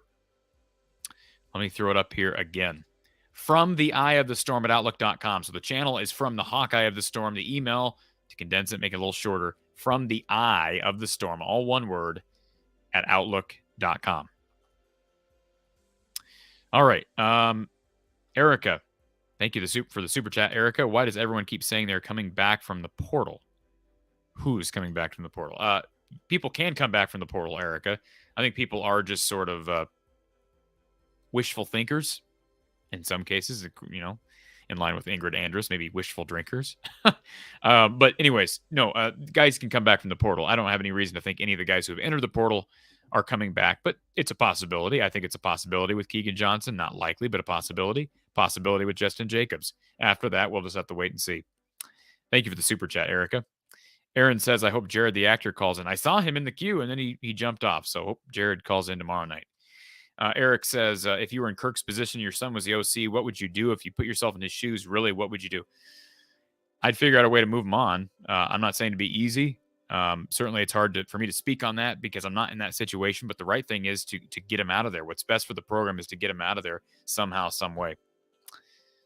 Chad says, what wide receiver names are we hearing that could be transfer portal additions possibly? Well, the kid from Division II, Isaac Tesla, who has visited or is visiting Iowa and Iowa State. I saw Doc P made a comment about him as well. He's a kid from Charleston Southern, Seth Anderson, who they're in on, have offered him.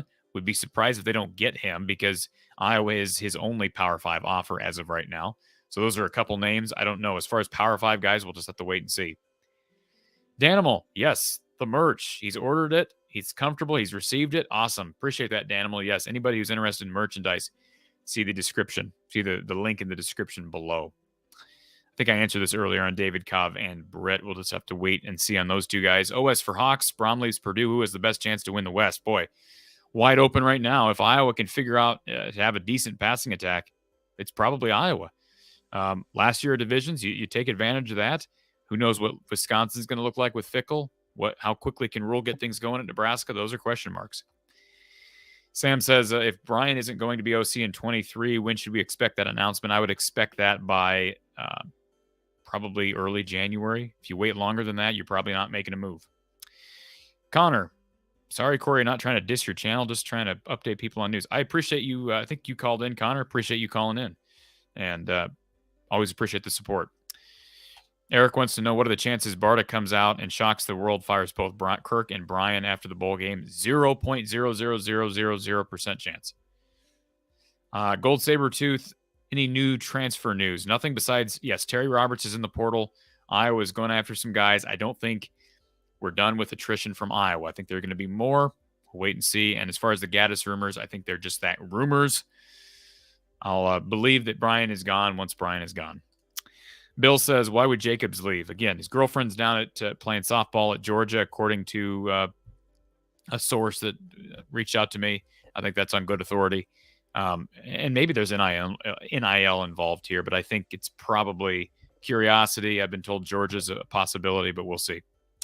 Kyle, can the Swarm Collective just give Jacob's girlfriend an NIL package to come here? Great question. I don't know if there's maybe some cynicism in that or sarcasm in that comment, but it's kind of a good question. Ryan says, are you doing a show after signing day? I'll be doing a show during signing day, Ryan.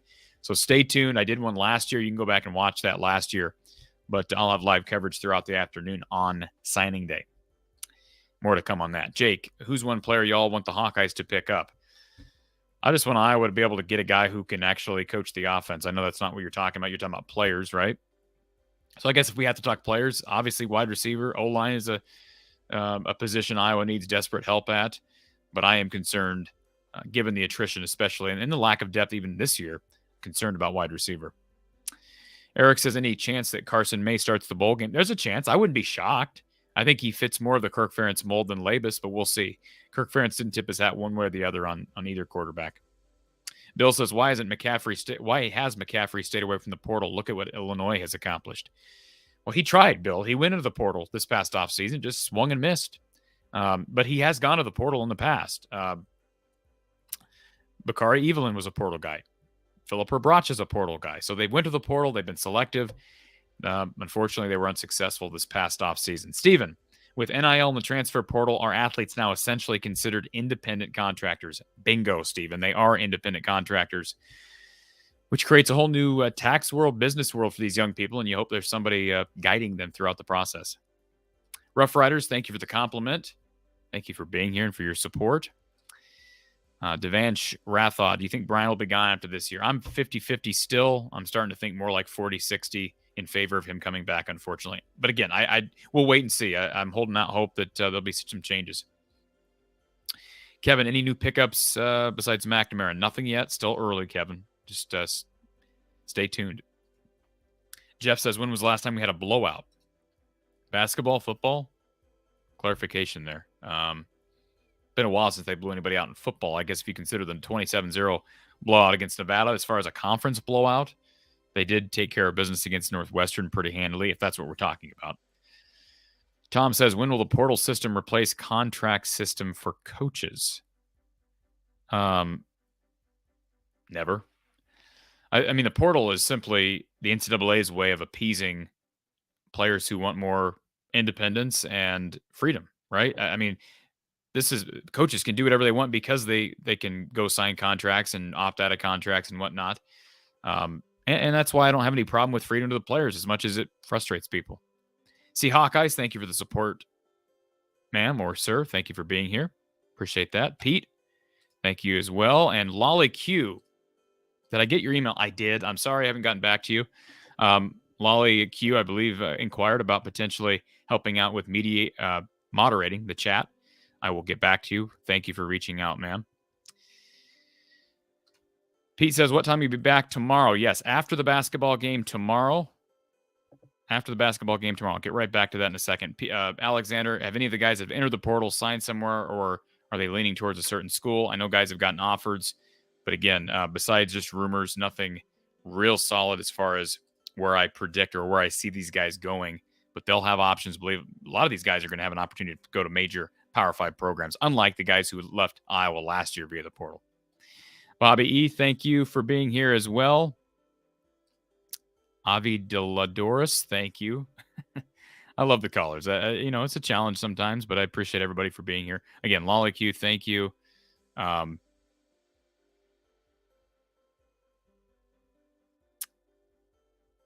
Just making sure I'm not missing anybody here at the end. Yes, I see the question. I think I answered the question. I would say 40-60 in favor of him coming back as of right now. Steve, thank you for being here. Ari Gold. Yes, it is possible. Davion Nixon came back out of the portal. It is possible to return. Kyle doesn't think Kirk will take him back. We'll see. Different situation. Casey, thank you for being here. Boy,